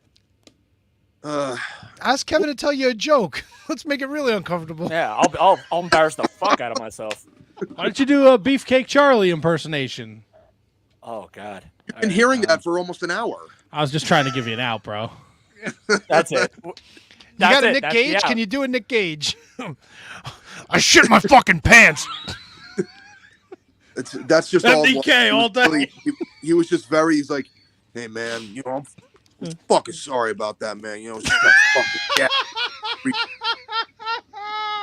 it's like that. Sometimes, you know, man, it's fucked up how they just leave that food all out and they just expect to fucking eat it, man. It's, you know, I just didn't have any choice. I was fucking hungry, man. You know, just fucking shit myself, man. I'm sorry, bro. You know what? I'll take it. I fucking love it. Nailed it. Beef, you've been fantastic. I know he said he's not big on social media, but give him a follow at Bear_Boulder on Twitter. On Instagram, it's at Boulder_AEW. Maybe if he gets more followers, he'll do more stuff on social media. I'll be silly. Yeah. Silly Follow the stuff. silly man. Yeah. And you can see him every Thursday night on ROH Honor Club, ringofhonor.com. And, you know, you never know when he's going to pop up on Collision, Dynamite, Rampage. The Iron Savages are a force to be reckoned with in 2024, people. Fuck yeah. Stay tuned. Big things to come. I love it. Next time you're up in Jersey, let's hit a Devils game, baby. You know it. Actually, I'll be seeing them soon. They're playing at Tampa again, and then they're playing at Sunrise later in the year. Yep, that's right. Yeah, of course. I know. There it is. Boom. Love you guys. Beef, thanks for your time, brother. Love you, Be Beef. well. Me Enjoy too, the rest brother. of your night. Be well. Anytime. Good luck, guys. See ya. Big beefy boy. That's my dude. He's just so relaxed, so chill. Yeah, it was awesome. Like when I saw him last, it was just like, hey, he's like Austin Theory. I'm like, wait, you've never done the show? Like, I thought you've been on the show before. Yeah, I think he was at the very first anniversary show, the 4th year anniversary show, the one, you know, the first one we did live. That at Egan's? Yes. Yes. Oh, that's right. Yes. Yeah, he was there with the whole crew came. That's right. Yeah, That's right. Yep. but he wasn't on the show. We We didn't do guests, did we? He did like some, I think he participated in trivia with us. There were a couple fellas that stepped up. Oh, yeah. That's right. That was awesome. Love the Yep. beefcake. Yep. Oh, yeah. Do we want to take a little break ski so we could refuel up for the second half of the show? Sounds great. Yeah, sure. What was that, Tony? Ugh. Yeah. Fucking tired old man. That's what. That's No, what don't be it is. tired, old man, T-Donk. No, don't be tired old man. Okay, let me just fucking turn it off. Turn it on, baby. How fucking great was it? Nick Gage shit his pants. I guess. Ah, brilliant. Brilliant Bear stuff. Boulder. Dude, that's gonna get picked up. Not Like the Kate shitty was on the pants. show before, but still in the chat. So that's gonna get picked up. Fucking A. Love it. Love it. Here for it all day. Oh, sorry. 3 words. What are they? What the fuck are they? That's 4 words. That's 5. That's 5. Oh wait, yeah, that's right. That's right. Back after this. We'd like to thank each and every one of you for tuning in every Monday night to listen to The Shining Wizards. If you'd like to continue to support us outside of listening, we've got a few ways for you to do that.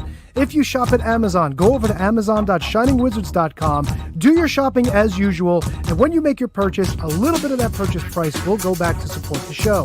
If you like to wear t-shirts, merch.shiningwizards.com will take you to our Pro Wrestling Tees store, where we've got over a dozen great designs from over 11 years of professional wrestling podcasting. You can become a Patreon supporter at patreon.com/wizardspodcast, and the more you support us, the more things that you're entitled to receive, and believe me, they are fantastic. Continue to listen to us wherever you listen to us on the World Wide Web, and make sure you like, rate, review, subscribe, do all that good stuff. Helps us out, and we can continue to bring you the love fest that is the Shining Wizards. It's time for your weekly lineup of shows on the Shining Wizards Network. On Mondays, check out the latest from Gorilla Brain, featuring the year of Duke and Rogue, covering the history of wrestling year by year. Also from Gorilla Brain is the Tots Pod with Handsome Kevin and Loverboy Al, telling people to get off the lawn and reviewing wrestling figures. Also on Mondays, get your horror fix with 30 Screams or Less featuring Steve and Corey, where they review a horror film in 30 minutes or less. Monday nights live, it's the Shining Wizards, where it's wrestling talk and talk about wrestling. Wednesday nights, it's the Mark Order Podcast, covering everything AEW with Ant Money, Kate the Great, Ryan Schlong, and Asian Joe. Get your metal fix on Fridays with Snowy and Aaron on Radioactive Metal, the longest running metal podcast on the planet. Saturdays, it's High Five Tom and Will Mercier on ROH Revelry, covering the history of Ring of Honor.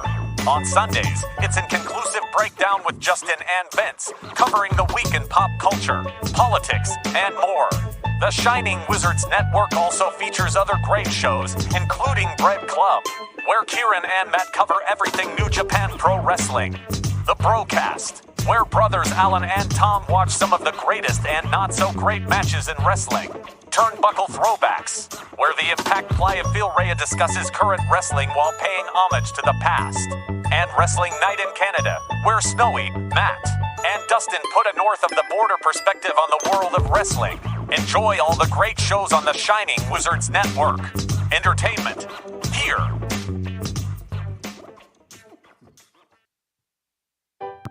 You ever find yourself in the men's room and you've had one windjammer that's stuck in your butthole and it just doesn't want to come out? No matter how hard you push or try to cut it, you need to get yourself a pair of turd tongs.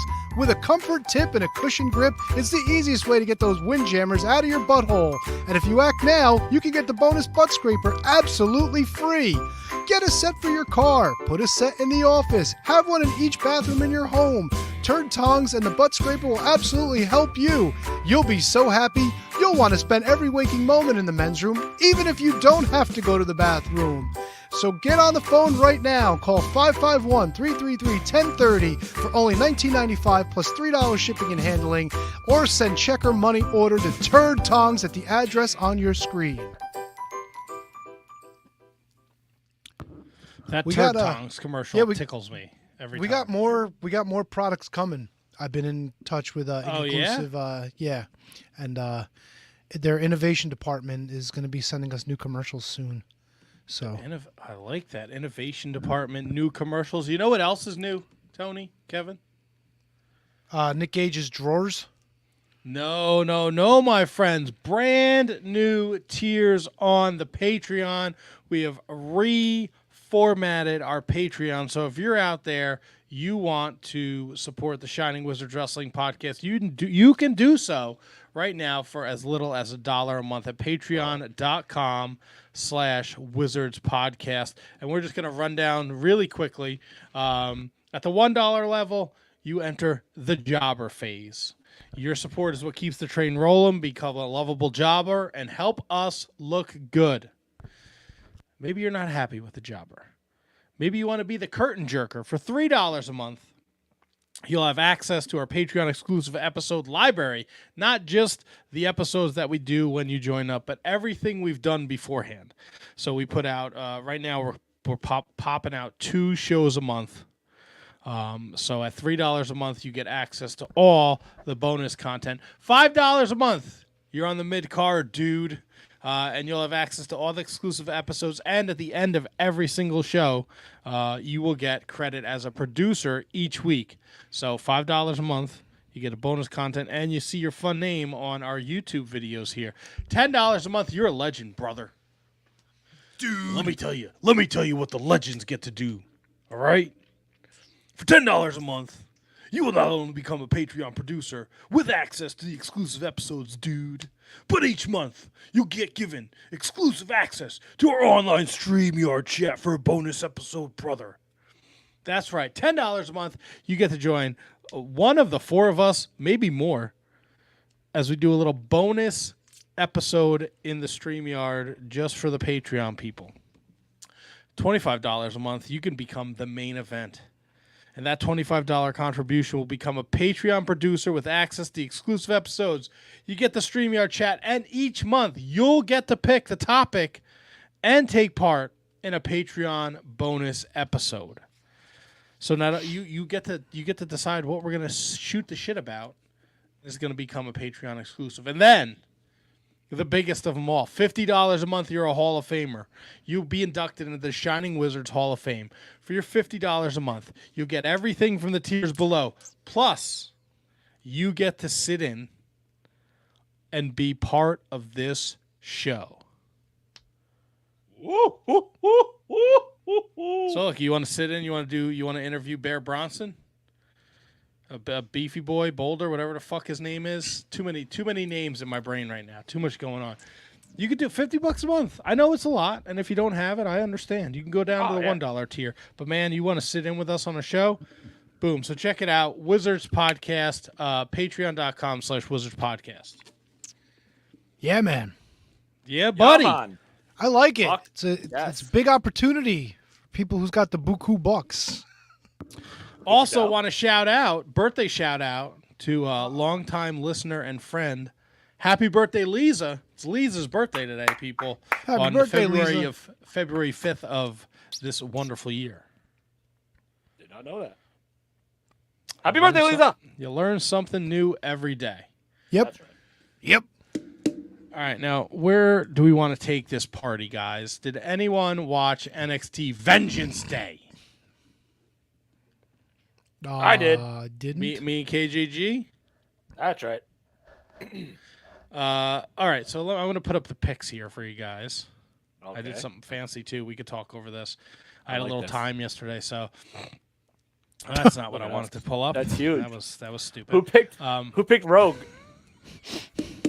We picked Vengeance Day, and you can see if you're watching in YouTube form the picks that came in. Everybody essentially picked the same across the board, with the exception of KJG taking Carmelo Hayes and Trick Williams in the tag match, which hurt KJG a little. But he bounced back because Kevin was the only one that took Dijak against Joe Gacy. Tony went with Out the Mud. Yeah, I figured why not? Shoot my shot. Against the D'Angelo family, and then everyone else across the board had Lyra, Oba, Dragunov. So you find ourselves with a leader in Brundon, who's not even here. He's 9-1. KJG makes up some ground, 8-2. Tony's Out of the Mud, and Joe Gacy picks set him back to 7-3, along with me and HK. So we are 2 pay-per-views in, PLEs, whatever you want to call them, and Tony's already 2 games behind Brundon. His reign of terror may be in jeopardy. Oh, I think it is. In February. Guys are nuts. February, and we got a couple weeks till Elimination Chamber, which will be our next pay-per-view pick. So that's pretty exciting. That's a great point, though. I just thinking about Elimination Chamber. Like, what is there to fight for in Elimination Chamber now? Nothing. Absolutely nothing. Stupid. You're so stupid. You win nothing. Absolutely nothing. Oh Red my Snapper. God. Supplies. Bro, I had a sleepover when I was like 14, 15 years old for my birthday. And there Oh, was yeah? like 12 of us in the basement, and someone kept yelling supplies, and we couldn't stop fucking laughing. Because it's funny. It's very funny. How do you feel that movie ages, by the way, UHF? Oh, it's fantastic. Love that movie. I do too. I actually own it. I own the old, back when DVDs were a thing. I got it on the shelf over here too. But God, I feel like it's not as great as like I thought it was when I was younger. That makes sense. It's what the kids call a cult classic. Fair enough. Not the greatest movie, but highly entertaining. I remember loving it in high school. Absolutely loving it. But then it always pops up on like IFC or something like that, like one of those TV like movie channels. You I'm got just like, ooh, yeah, and you got Anthony Geary. you got You Kramer. got Fran Drescher. Yeah, and Michael Richards. Who wants a drink from the fire hose? Fucking fantastic. He was off the charts insane in that fucking movie. All right, so we digress. We digress. I like when we digress. NXT Vengeance Day. We don't have to go through every match, but overall, KGG, how did you feel about the show? So, as not a habitual watcher of NXT, I was kind of going in a little fresh. But I'll tell you right now, if Trick Daddy, or is that his name, Trick Daddy?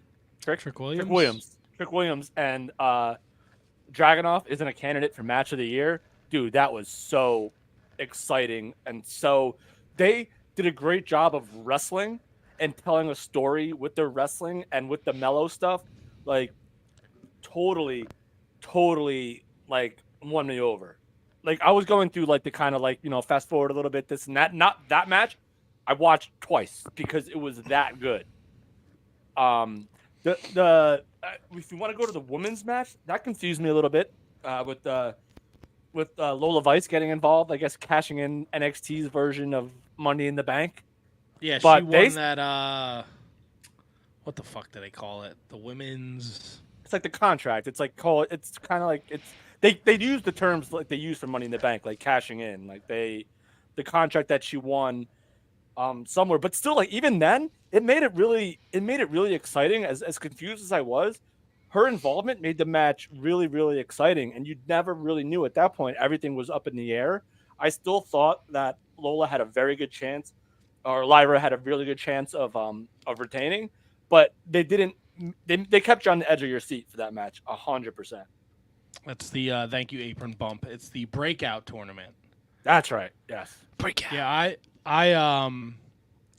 I enjoyed the back half of this show, and to your point with the triple threat, I think first of all, them signing Roxanne Perez, like she's going to be a megastar, and she's like 23 years old. Teasing her heel turn because it's coming. When I don't know, but there was glimpses here during this match, and I think it's going to be awesome. She's So very much. Who would she turn on? Me.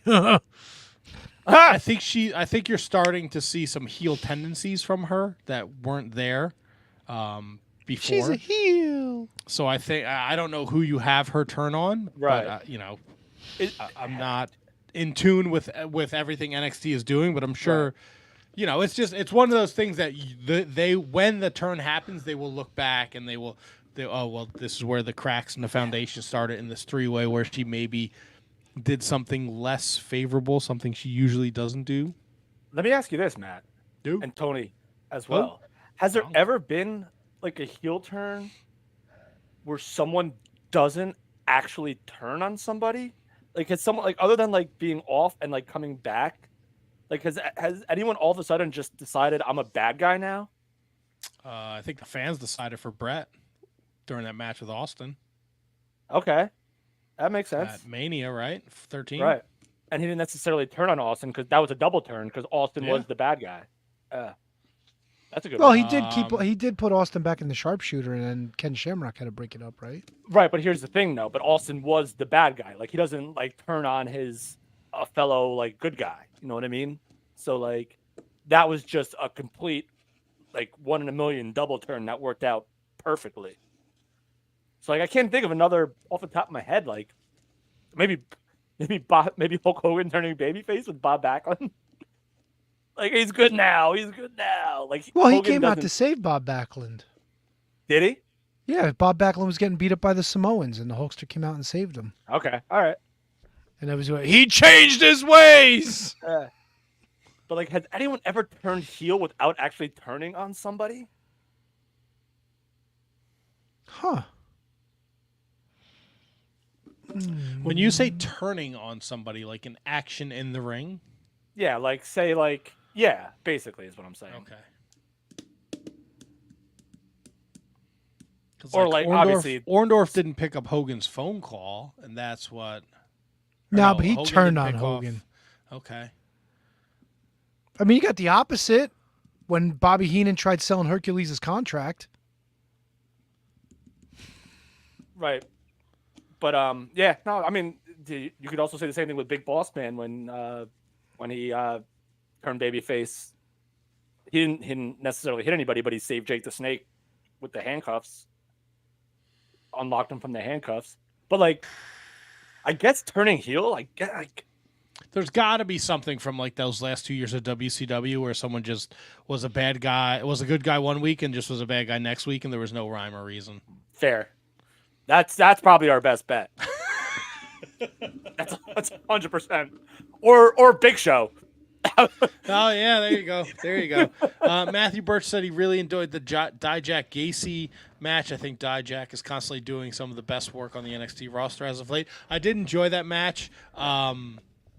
Stuff like Joe Gacy smiling and laughing while he's getting pinned, like, just kind of takes me out of it. And maybe I'm picking nits. Yeah, I don't want to say you are, but I think that's part of his new character. He's kind of like a goofy psycho type deal. Like where Sure, but like he was just a psycho. Yeah, but like while you're getting pinned, if you have enough, if you're fat, your facilities are still there where you can laugh and smile, but you can't kick out. Maybe that's part of it. Maybe his facilities aren't there, and it's just like it's just an impulse. I think you guys mean faculties, but I'll allow it. What did I say? Facilities? You both said I think facilities. I said facilities. If his buildings aren't there, If his bathrooms are not in order, why is he smiling and laughing while he's getting pinned? What the fuck are we doing, people? we can't house these people. That Joe Gacy's gonna laugh all day. How can Nick Gage clean his drawers if his facilities are not working? I'm telling you right now, that's getting picked up. Like that's it. I don't think anyone wants to pick up Nick Gage's filthy drawers. The motherfucking Shining Wizard says I shit my pants. That's all him we and need. Beaver, him and Beaver would imagine this turns into like this huge feud with Beaver and Nick Gage. I don't watch GCW, so Right I over want to my watch head. that Nick Nemeth Broski match. I did want to see that. You do. Now, will you ever see it? Probably not. Correct. Dijak, Ding. Dijak does rule, Kate. I just hope that now that this Dijak Gacy thing, hopefully it's over, we can. I think Dijak deserves better. I think he deserves to be in the main event spotlight. Yeah, he's been busting his hump there for a long time now. He has. Did you enjoy the mellow turn on Trick? It's weird though because now they have to play it off on SmackDown unless he's done with SmackDown. Like if he's done on SmackDown, like he was like a babyface on SmackDown, feuding with like Austin Theory and Grayson Waller. So now Great they point. have to, unless he's off of SmackDown and back in NXT full time. Then I thought they did a gimmick where he signed a contract. Apparently, he will explain his actions on NXT this Tuesday night. They just announced it on social media. Okay. I mean, listen, Also, a great point, Kev. If they're just ripping the WrestleMania main event away from Cody, why not have the same character be a heel and a face on separate shows? Why the fuck? Let's not? get crazy. Let's Jerry get nuts. Lawler did it throughout the 90s. Oh, stop it! That was Yeah, freaking but- Memphis and WWE. You weren't watching Memphis every Saturday morning because you didn't have access to it. TNA's on Access. Hey, ask me if I would have watched it if I did have access to it. How old would you have been? Who, me? In my Ah, 20s? yeah. Okay. I don't know if that's something. If you were like, would 14-year-old Matt watch Memphis wrestling if it was on Saturday mornings? The answer is yes, 100%. Oh, yeah, for sure. But like 20-year-old Matt definitely would not. Maybe he would tape it and then watch it later. Fair enough. So that's NXT. Tony, I know you hate AEW, but man, let me tell you something. They're AEW firing on all cylinders, huh? They're doing I don't know Some much cylinders. about I don't know. Yeah, there's still some things like I think I'm with. I think Handsome Kevin said it last week. Like, I just don't give a fuck about Hangman Adam Page, man. Nope, And me either. can we just have one person in the company grow a goofy mustache? I don't need to see Roderick Strong's goofy mustache and Adam Page's goofy mustache. And what's his nuts always had a goofy mustache from FTR. Yes, FTR bald. Yeah, bald. Yeah. Bald TR. Hardwood? Yeah. Right? Yes. Yeah, but then Hangman Page, he put the caterpillar under his nose. Then Roderick did it. Oh, let me ask you a few AEW questions. Oh, Sure. here we go. Let's go. Um, I need to refill my drink for this. Hold on. Is Wardlow hurt? Yes. So his knee gave out on him during that match against Oh, that match. God damn it. Commander. I just thank you, Commander. I just Are you- Oh, he got hurt fucking wrestling one of the Mexican guys. Dude, Yeah, but he was Tony, just can I doing ask like a spot where he was like picking Yeah. somebody up and his knee buckled, but he claims on the socials that he's not hurt. But other people say he might be a little more hurt than he is. Are you asking because you saw Crowbar's post? No, I'm asking because I read something about it like days ago and I kind of forgot Because about it until we started Crowbar talking about kind of made it seem like it was Commander's triple Fault? doozy moonsault thing that hurt Wardlow. it. It's possible. Oh, it is. I only noticed when he went to pick him up that his knee buckled. Now, Oh. if that was Go ahead. if that was after the moonsault thing, then that makes perfect sense. If it was before, then the moonsault probably didn't do it. All right, let me ask you this. Yeah. The CMLL guys, they already started Yeah. wrestling. I loved it. Loved it. Did we Love get me a any good kind of invasion. Did we get any kind of intro like, hey, this is so and so, this is so and so, or hey, CMLL's here? So, Matt, do you mind if I field this one? You go ahead, buddy. So they kind of did like a thing like the Radicals. Like if you remember when like Benoit, Malenko.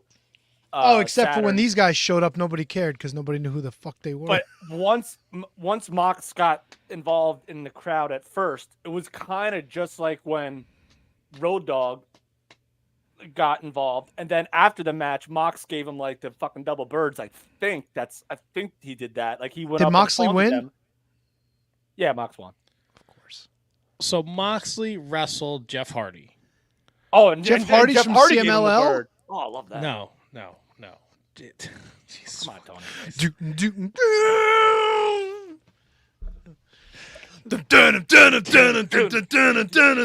And you see the writing on the wall. What are you singing?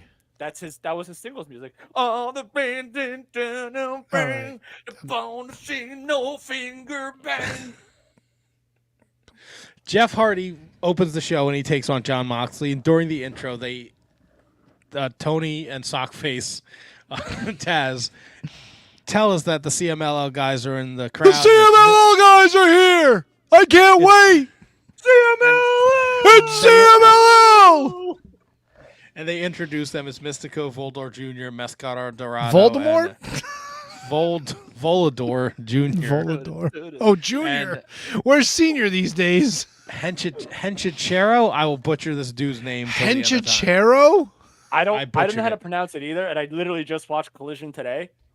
But because he had a great match with Daniel Bryan, so that was huge. Henchachero. There was a spot where Hardy reverse whips Moxley into the crowd and into the lap of the CML stars, and they start jack-jawing, and then Moxley flips him off, and then Hardy does this thing where he launches into the steps, and then after Moxley wins, then he's giving him like the double birds, and then they hop the railing, and then they attack him. But the Blackpool Combat Club's not in the house, Tony. They're not there. So it's this AEW... There's one guy I couldn't recognize. Apron bump. Sockface did a voiceover for like 20-second video package explaining who these guys were. So then it was Minardi, Cool Hand, Seidel, Daniels, and somebody else. Is that Seidel? Yeah. He looked Wait, fucking who's weird. Cool Hand? Angelo Parker. I thought you were reading off guys from Mexico. Cool No, it's your Hand? boy. Of course That's your it is. boy, man. 3.0. Yes. Angelo Parker. That's I your know guy. who he is. Yes, and He then there was remembers a you 6. from when I met him in Orlando. He remembered you. Jesus Tony? Christ. Yeah. Wow. Who would forget this face? Yeah, he said, I remember doing stuff with Shining Wizards Tony. Stuff like butt stuff. A lot of hand stuff. What, bunching? Oh, I love hand stuff. They had Didn't you do stuff with him back in the day? Like, didn't you do like commentary? Fuck yeah! Oh, we did a lot of stuff. Oh yeah. You remember too? Of course, he never forget a hand. Oh, see? Oh, the CMLL guys had an 8-man on Rampage, and then Danielson wrestled Hichichiro. Hichichiro. Who, does anybody give a shit about these Dude, guys? the match was awesome though. The Danielson Hichichiro match was fucking great. Chichichu. Yeah, but who cares? Nobody knows who these fucking people are. Oh, Yeah, but it come was- on, stop. It was. I cared about it because I loved the beatdown stuff that they did on Dynamite. God damn it, And- Kyle, you're very funny, but I am not posting that comment. I'll just do this. I see it. Yeah, Come that on, ain't man. cool. This day and age, you can look up who these fucking guys are if you're really that interested in it, Whatever. or you No- can let them Who tell the gives fucking a story shit? on Why should I have to TV? do homework? Who cares? Well, isn't Mystico Sin Cara? Oh, we do this every fucking time. I don't know. Is he? It's like fucking L.A. Park. Hold on, Mystico is Sin Cara. So I Jeff believe. Hardy had the pleasure of doing a job to fucking set all this nonsense up. But Jeff They're really Hardy is using him. actually- They're really using them Hardy boys well, aren't they?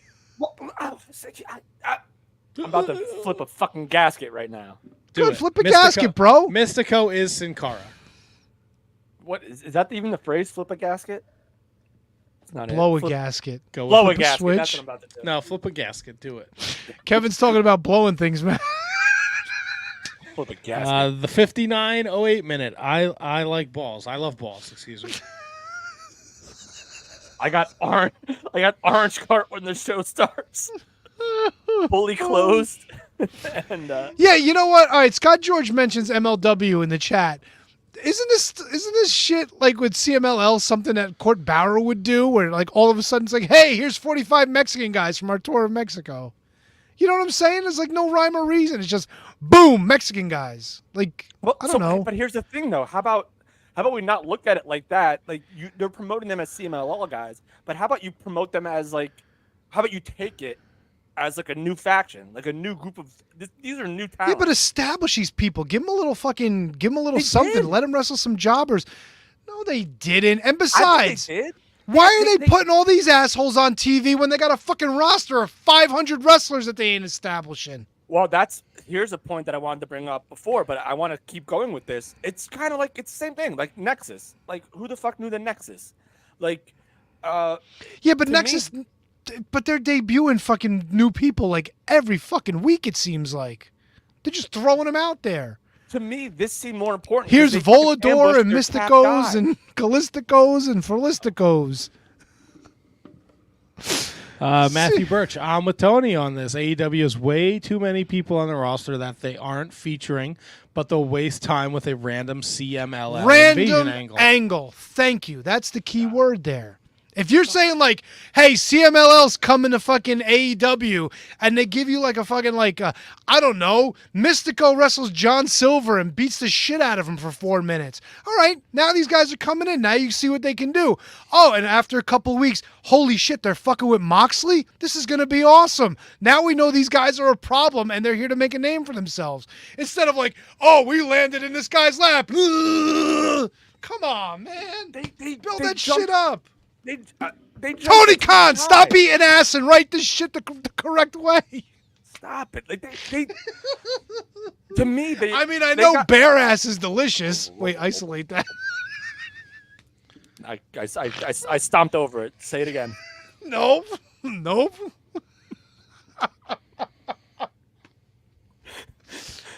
I'm sorry, man. Just give me a little build. You know what I'm saying? Like, just a little song, a little Susan of a build. You know, Sometimes a little shock taste, a and little awe- morsel. Oh, God damn it, Tony! Shut up. Sometimes, sometimes shock and awe is better to me. Like that was cool to me. I did. Was it cool First when Carlos Colon, the youngster, was just plopped into the Royal Rumble? Carlos Colon Yes. in the Royal Rumble. How about 95? how about fucking Katao challenging Demolition at WrestleMania? Who the fuck is Katao? And they won They squashed him. in fucking 4 seconds. Well, Demolition was on the fucking. They already had 2 feet in the grave at that point. Yeah, they were out. So okay. So Tony doesn't like this. What else? What were your other questions, T-Donk? I'm trying to think of what else there was. I mean, Can I? fuck. While you're Oh, thinking, can I, is Rebby Hardy breaking up with Matt? Are they still fighting? Oh, I don't know. I don't know. Oh, sorry. I thought maybe I don't you know if guys that's knew still a about thing. this. I know she went on social media a couple weeks ago, but I don't know. I haven't. Yeah, she's a keeper, isn't she? I don't want. I'm not again. Why? Can't. Let's not. Don't put your personal issues out into the social media world. That's my advice to you, lady. Correct. Ding.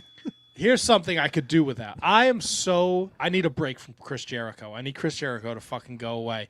It fucking drives me crazy.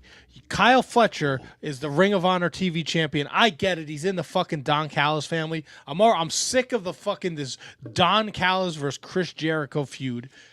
I don't want to see any more of it, and I don't want to see Chris Jericho beating the fucking Ring of Honor TV champion.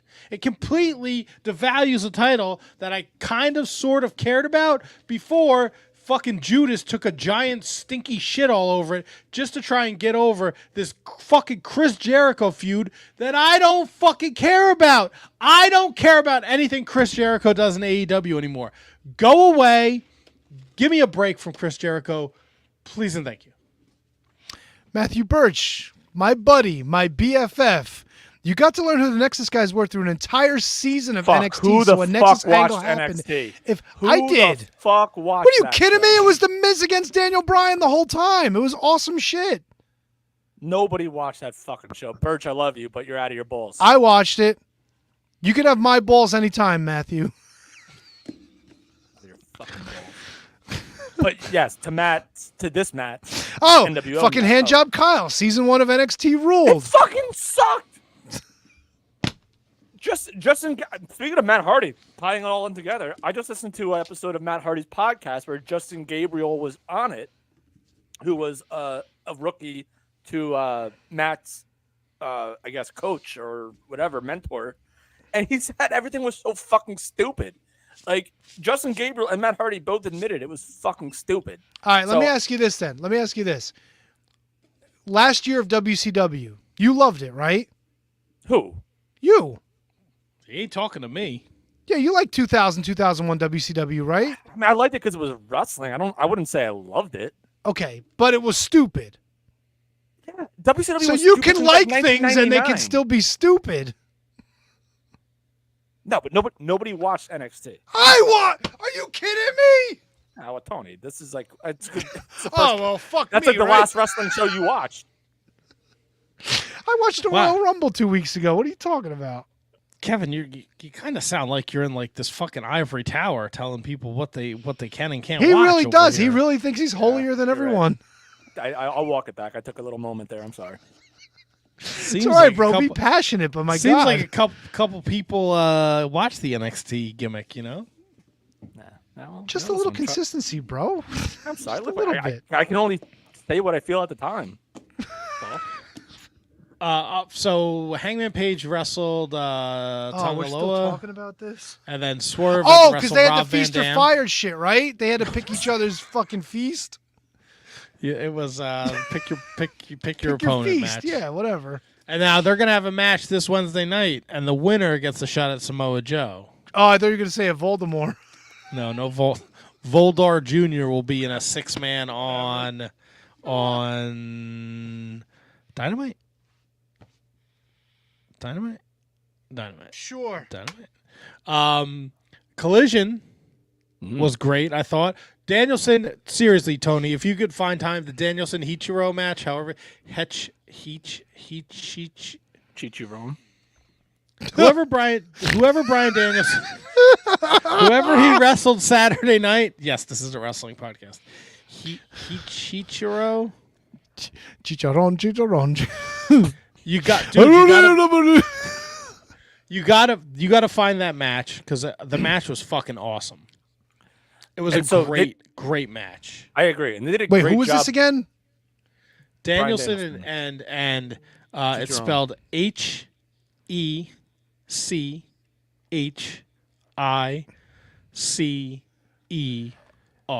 And you wanted me to look these people up before the show? Are you out of your fucking mind? I didn't say before the show. You're like, oh, you'll get to know these guys. You could just Google them. Yeah, if I could fucking spell their names. That was. Yes, that was my argument before. Hichi Sorrow. All right, Kate. Can I actually tell you that I watched some old school wrestling a few weeks ago? Because as you know, on January 23rd, 1984, it was the birth of Hulkamania at Madison Square Garden. I started watching the actual entire card on Peacock. Here's something interesting, right? It was a pretty fucking terrible match. But Mr. Fuji teamed up with Tiger Chung Lee, and they wrestled the Invaders. Yes, those Invaders, including the one that killed Brody in the fucking shower. Invader 1 and Invader 2. And apparently they're not very good wrestlers because they went to a time limit draw with Mr. Fuji and Tiger Chung Lee. How's that for a fucking oddball appearance in WWF in 1984? Matt? I don't know what to say. What can you say? It's Tiger Chung Lee and Mr. Fuji against the Invaders. And they just plopped them in. I mean, that's what you do. It was a house show in 1984. It was fucking terrible. What did you expect? I expected something better than that. Iron Mike Sharp probably main evented Hogan at some point. Matthew Birch will not let this go. Go back and watch the next angle. Everyone knew something big was happening the second the other guys were shown with Wade Barrett. The CML guys appeared out of nowhere if you watch AEW every week. They were promoting it on their social media. They were promoting the CMLL guys showing up on... You can't assume everybody's on social media, though. I'm pretty sure they did it on Collision, too, and I'm pretty sure they did it on Dynamite. 2024, guys. Yes, but not everybody's on social media, Kevin, because it's a fucking cesspool. Yeah, well, of not garbage. everyone fucking Nexus either, but apparently that's my fucking cross to bear. That's your problem.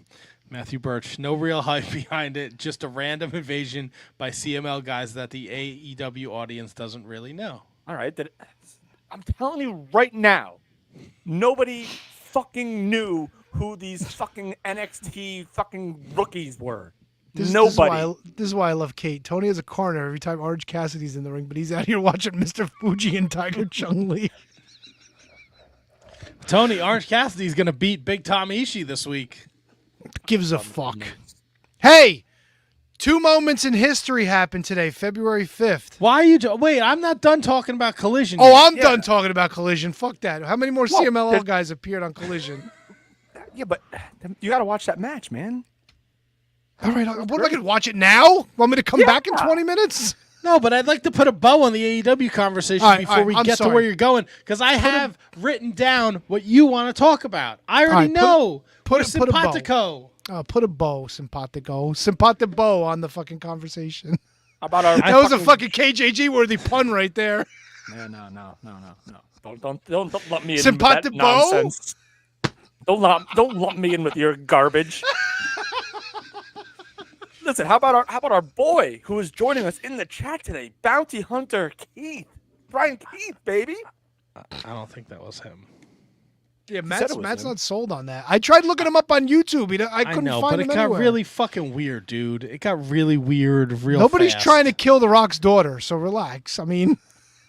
Yeah, that was a weird thing to say. Actually. And then, like, when Bear Bronson was like, "Oh, I shit my pants," or Nick Gage shit his pants, and he was like, Boulder, he was like, "Oh, I think that was like the Ring of Honor show," and they clearly said it was a Beyond show. So I don't think that was really him. Dude, people are crazy. I'm sorry. Yeah, no, I agree with you. Yeah. All right. But Brian Keith and Eddie Kingston did have a banger. Tony loves it. And then FTR and Daniel Garcia against the Patriarchy was fucking awesome. Nick Wayne and Daniel Garcia were fantastic. And Daniel Garcia looking at Christian at the end of the show, like, I'm coming for that TNT title. Chef's kiss. Wait, was he doing his dance when he fucking did it? They all did the dance. FTR and Daniel Garcia did the dance. Good. Who was a better dance, him or Nana? Daniel Garcia. All right. Tony? I like Nana. Swerve when you drive. Oh, good. It's like the Wizzies all over again. KJG, you got to break the tie. Oh, by the way, I did a little more Nana. searching. If you have your notebook, you can dial my rating on the Royal Rumble back to a B+. I had a little more time to think about it. I got to go back and put a B+. I'm not going to change it again, but I thought about it. I'm like, I don't know if it was Yeah. A- material. And consider it's the first pay-per-view of the year that we kind of like went through. All right. Does that mean I have to change Brundon's fucking grade too? Because Yes, do of everything course. that you do. God Yes, damn it. of course. You got that? We Matt? are a united front, me and Brundon. Yeah. I got And it's it. paying dividends for him already. He's winning the picks. He ain't winning shit. KGG, anything else about AEW you want to mention before we move on to this day in wrestling history? I think we're good, man. I think we've just about covered it all. Okay, so Tony said 2 moments. I know one that happened 36 years ago. Ooh. Happened at the same exact time. At the main event, both moments. Both moments. First moment, Hulkamania's first reign comes to an abrupt end at the hands of the 8th wonder of the world because the main event aired on tape February 5th, 1988, sending the WWF World title picture into absolute chaos as Andre the Giant and the crooked Hebner referee counts 3 after the Hulkster's shoulder gets up at 1.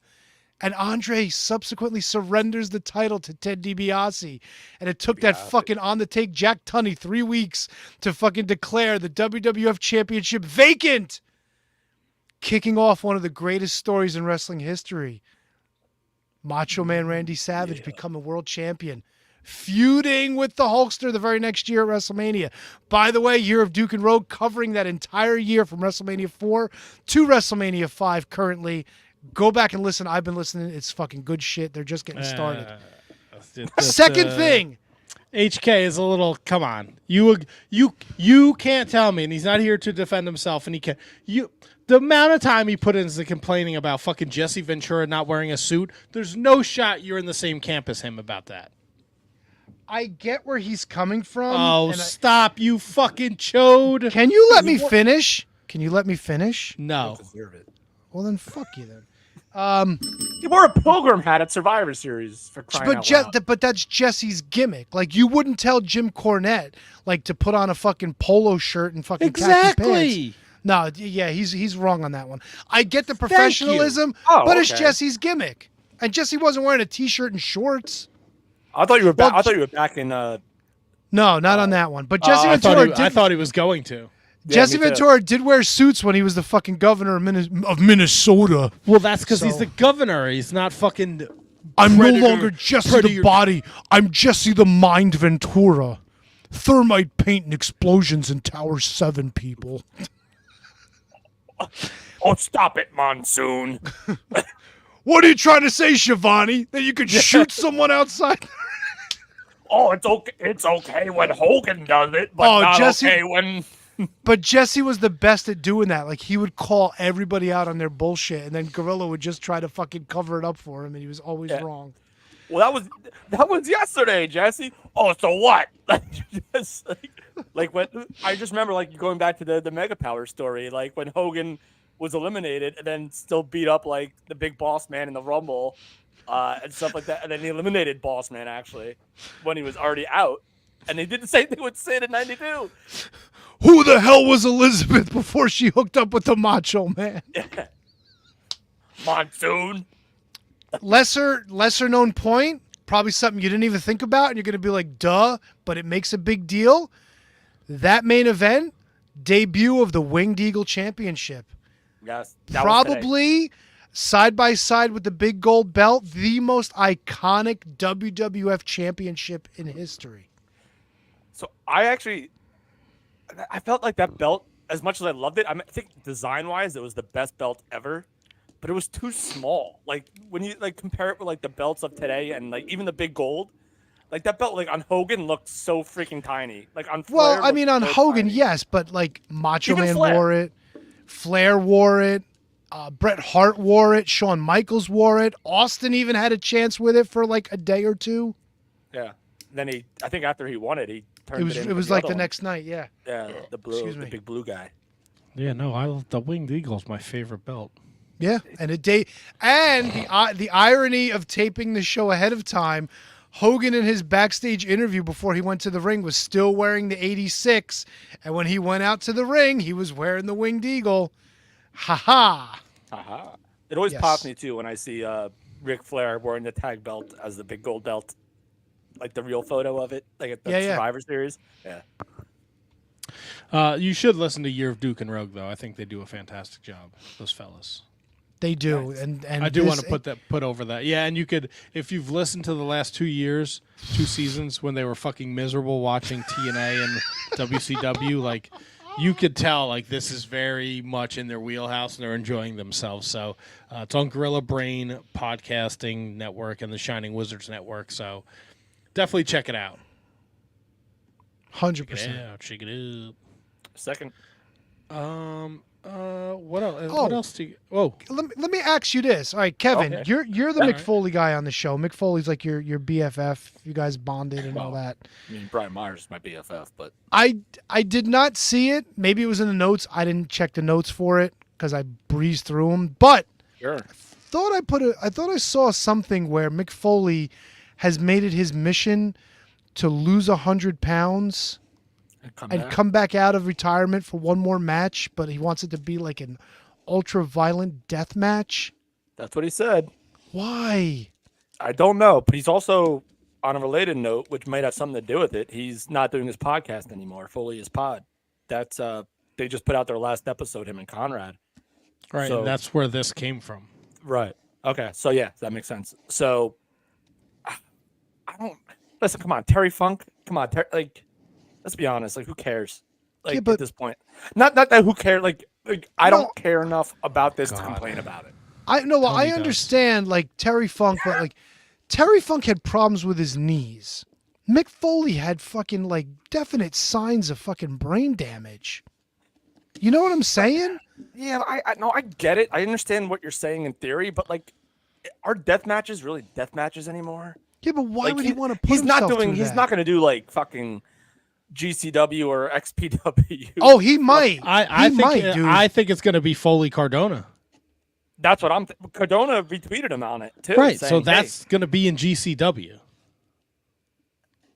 If Foley has Yes. the fucking willpower to lose the 100 pounds. Or He went on that Japan. DDP a couple years ago, and he fucking lost a ton of weight, and kind of seems like he put it back on again. Yeah, but I've been listening to his podcast for a while now, and he kept saying over and over again how he was going to try to do it, and he hasn't done it.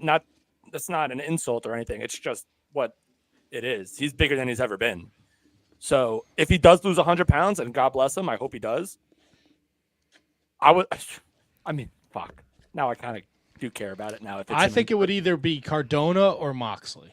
Bro, all right, Mick Foley is 58. Even if he loses 100 pounds in a year, he's going to be fucking almost 60 years old doing this shit. Well, that's Dude, what he we wants just to had Ric do. Flair wrestle a match at 70 fucking thousand. Yeah, and he almost fucking died. He All right, well, fucking Foley passed ain't out that- in the ring. This is bells and whistles, man. Yeah, I don't know, man. I think this is a big mistake. You're such a fucking dork. I'm not a dork. It's Mick Foley. You want to see the guy fucking die in the ring? He's I not mean, going to like- fucking die in the ring. Knock on wood for that. And is Mick Foley going to be well enough to be able to have a match? Yes. Well, if he loses 100 pounds, maybe, sure, he can have a fucking death match. Who's that 90-year-old wrestler? Mike Jackson? Action Mike Jackson? Whatever. Yeah, the fuck he's his name wrestling. is? He's wrestling fucking Colby Carino in GCW. He's fine. Yeah, I'll see you on your fucking podium yelling about that. That's right. Yeah. Because Ricky Action Morton Mike was wrestling in the Jackson- Ricky Morton was wrestling in the NWA when it was Into the Fire, and you weren't fucking complaining, and he was like 70 then. Yeah, but now he's like a lot older and he's in a lot worse shape. Yeah, Action but what- Jackson fucking wrestles every week. Like he's Look, constantly Ricky- training for this. The fucking Rock and Roll Express at the heyday of the reboot of the NWA, they were fucking slow and they sucked. Come on. Yeah. Yeah. Sucked. Into the Fire, NWA, Rock and Roll Express, they were not great. Come on. But they were always wrestling. Mick Foley, when was the last time he wrestled? For Christ's sakes, he's fucking carrying probably 150 pounds more than his ideal body weight Right. for Hence- years. hence That takes your losing fucking 100 toll. pounds. And fucking Ric Flair drank like a fish. I mean, that guy never fucking took care of himself. So, I mean, what are we talking about? Matthew Birch, he's on fucking fire tonight. Foley has one more match. It's probably going to be a Conrad production show like Flair's last match, and it'll be headlined by Foley versus Cardona. Cardona would be the safest opponent for Foley to wrestle. I just don't know why Foley's got to do this. I don't get it. Because it's what he wants to do. All right, Dude, whatever. First of all, a match against Broski is a fucking walk in the park. Like, they're not going to do anything. Like, that's just like... Great. Sign me up. Oh, yeah, I'm selling tickets, look, baby. It'll be a death match. It'll be bells and whistles. It'll be Broski bumping for Foley. Yep.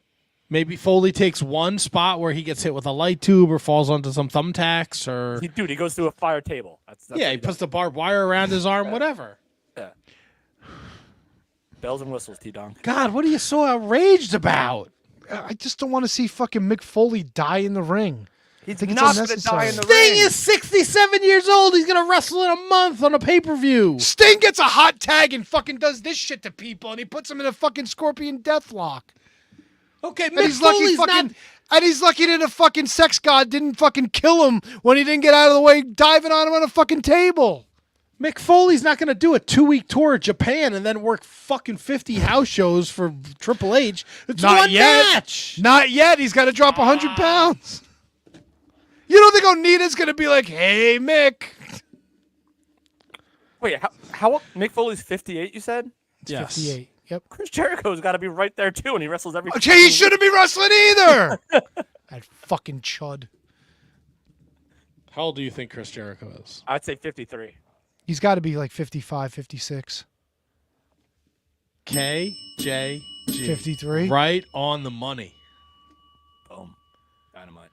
Boom. I'm surprised you didn't go on a little rant, Tony, about Chris Jericho, the video from his fucking Jericho cruise. I didn't see it. Well, I sent it to you. Did you? I sent it in the group text message. I thought you told me to go see it, to go find stuff. I didn't realize you sent it. No, I sent the whole thing. You also sent me that Fight Forever's on sale for $30, and it's still fucking $30 overpriced.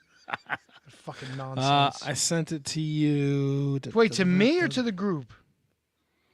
To the group. Yes, it was in the group. It was No, in the group. wait. No, you sent him me and, the like, Big Uganda Show walking Royal down the Rumble. I sent you that. I sent you Nyla Rose. Yeah. Wait, when did you send Nyla Rose? Dude. Oh, I saw. I see Nyla Rose. Okay. That was Thursday. I sent you the fucking Jericho thing. Maybe it was Best in the match of the Discord. weekend was fucking Flop Dollar almost killing himself. I saw that. Your peeps at your fucking party wearing Shining Wizard shirts. I don't see Yes, fucking that was dope. Jericho. Did I? Maybe I sent it in the Discord. No, Yeah, I remember you sending it. Someone sent it. It's not in the chat. It's got to be in the Discord then. Did you send it directly to me? No. I don't No, I think it was in an AEW, the AEW chat. Tony Khan has an announcement this week, by the way. Okada? Another one. Someone thinks it's Mercedes Moné in Boston. Ooh, that's not a bad. That's not a bad guess. Maybe it was in the general chat. God damn All right, it. who cares? These people, I care because I wanted your reaction. the people listening don't give a shit about That you when know what? You're right. post the You're videos. 1,000% correct, Amundo, sir. That's right. I booked a guest for February 26th. Ooh. She has been out of the ring for 7 months, and she makes her return in March, and that'll be one Casey Catal. Oh no shit. She'll be joining us on the 26th of February to talk about her return. She'll be coming back and wrestling at GCW. And I'm working on some guests for March as we march along to WrestleMania. A show that I will not be watching. Oh, you're out on WrestleMania too? Dude, well, WrestleMania, whatever it is, 40. XL. I love me some WrestleMania too. Fucking done. They don't give me what I want. Bruno Scott Sammartino's George. only WrestleMania match. He was in the Battle Royal. Scott George, I have Chris Jericho, born November 9th, 1970. I know you say he's 52 on March 13th, but I have the 9th of November 1970, sir.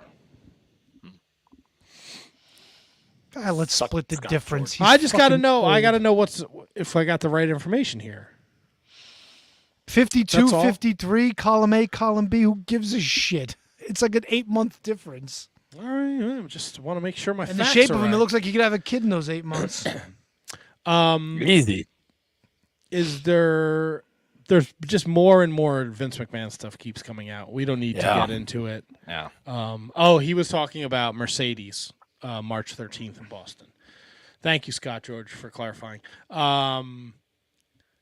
It's more horrifying stuff. John Laurinaitis says he's the victim in the case, not a predator. So Yeah, well, good for him. there's that. There's reports that Vince McMahon reportedly drafted and signed NDAs without WWE's knowledge. That's right. Yeah, I heard that. That's not a good sign. And I guess they have they have his phone.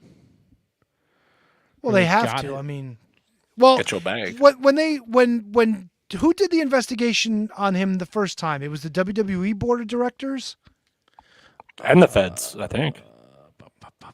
See, because here's the other problem now. The feds are probably going to be sniffing around this because sex crimes crossing state lines, now you got federal implications. So even if it wasn't Well, a state thing, it's- now the feds can start looking into these allegations. Yeah, but not if he didn't like transport somebody. For the purpose of Well, no, not necessarily, because if fucking Laurinaitis was crossing state lines to go do the nasty, Fair. that's good enough. Yep. Yeah. So Hey, more Vince, I'm stuff on my keeps- You're victimizing me. You want me to bring my skateboard? Hey, fellow youngsters. Dynamic. More I know, stuff we- keeps coming out, and there's more. There's a lot of there's a lot of thought out there that a lot of people knew what was going on, including maybe one Triple H. So we'll see. We'll see. God. So this is why The Rock is getting involved with this shit now? I really have no fucking idea, dude. Here's the thing, right? And no disrespect to anyone at Fightful or the Observer or the Torch, like I just don't know. There's so many different. The problem is there's so many different reports, right? Meltzer nobody saying knows one for thing, sure. Fightful saying another thing, and I know everyone has their sources. I just there's 2 months till fucking WrestleMania. Again, back to where we started. It doesn't make none of this makes sense to me. Taking Cody out of the spot. I really just think they're just gonna. They have 2 months to kill till Mania, and they're maybe they're gonna dangle this. I saw on, and I don't know how true it is because I'm doing the show and I have this and the notes and everything. Sure you are. They're passing out "We Want Cody" signs at Raw. # We Want Cody. So I don't know. We just have to wait and see, I guess. Yep. I'm with you on that. It just left such an awful taste in my mouth. So like, listen, I've been proven wrong a million times. Every week I get proven wrong. So like, I'm okay with it if that's where they end up going. But yeah, the McMahon stuff is just scary. Yeah, and the shitty. McMahon stuff's awful. It's terrible. God, if there's more casualties, so casualties is not the right word. If there's more people that are guilty of not doing anything about it, then fuck them all. I hope everybody has also- their facilities in order. That's Of course. Well, you better have your facilities ready in Perth because the women's elimination chamber will be the winner of that match will be facing Rhea Ripley at WrestleMania 40. So there you go. We got something coming out And I of think Perth. Becky just qualified. Of course she did. Why wouldn't she? So I didn't see all of SmackDown, Matt. I just tried to watch because fucking Fox for some reason. This episode of SmackDown was not replayed on the app. At least as far as I know right now, it's not there. So I saw The Rock. I went out of my way to watch The Rock stuff, but was hoping that I would see the whole Bailey Io Sky thing. What happened? Do you know what happened there? Did Bailey make it official that she's challenging Io Sky? Yes. So I believe Dakota Kai tried to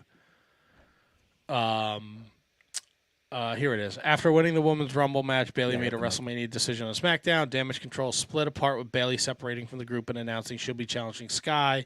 Bayley was in the ring with Sky, Kerry Sane, Asuka. When she revealed her decision, Bayley told them she's not oblivious. She knows that they've been talking about her behind her back. You guys talk about me constantly. Why? All I want was for Damage Control to be the best. All I wanted was to take this to the top to WrestleMania, and I wanted to do that together. But you guys see nothing in me, do you? Huh? EO, what happened? When you, me, and Dakota started this, we were like this. Ever since they came around, you turned your back on me. What happened? Oh, the Bukkake Sky, Warrior. Sane, and Asuka then attacked Bayley, but she was able to grab a metal pipe and fight them off. Love it. Scott Steiner fucking channeling right there. Scott George says, KJG, if you get FS1, they replay SmackDown all the time throughout the weekend. They do, and I checked, and just when I happened to be watching TV, it was just never on. And during the weekends, there's a lot of college sports on. There's usually Big East basketball on all day, women's college basketball on all day. So I did look for that, but I just didn't happen to find it. And do you think we get Bayley at WrestleMania coming out to her old hugging thing with the old inflatable blow up car salesman gimmicks? There ain't no stopping us now. We celebrate. I feel like there's like a thing going on where she said she would love for Paramore to play her out. So I don't know if that's going to be a thing. Facilities. You don't have a DVR? I don't have a DVR. Oh, that would make your life a lot easier. I know. Scott George, hey Matt, Kojima beat Alex Kane for the MLW Championship on Saturday. Boomaye. No mas. Tony hit me with a factoid. Kojima, first ever two-time MLW champion. Two-time. So, well, that's great. I have not watched MLW in weeks. Dare I say months. Huh. What are you going to do? Yeah. Huh. What are you going to do, guys? Well, next week, do you guys, anyone want to talk about this Rosie Agawa thing? Is that Considering Stardom I have or no idea something? what it is. He's the guy who started Stardom, and apparently he left, and there was a bunch of his time at Stardom's over, and people thought he was going to the WWE, but apparently he is starting a new company. He was fired from Stardom, he was accused him of attempting to poach talent and staff from Stardom for a new promotion. So he's starting a new promotion, and he thought he was going to poach. He was trying to poach people from Stardom. So what would he have done in WWE? I don't know where those reports came from. Okay. I don't. Oh, I just closed Brendan knows too. I just have. I guess they thought. I don't know. I really don't know. Agua sold the promotion to Bushiro. Blah blah blah blah blah. Okay, so Bushiroad fires Stardom founder Rossi Ogawa. Bro, Brah. you got to see this. Roads? Where we're going, we don't need roads. Who's in the trials? Yeah, That's poached many Fucking Stardom hysterical. players and staff. Okay. Kevin, What is look up. Roads? Where we're going, we don't need roads. Not even bad. That's pretty fucking good. Oh, hello. I figured, if anyone was watching out there. Marty! We got to get to WrestleMania, Marty. Your kids are assholes, Marty.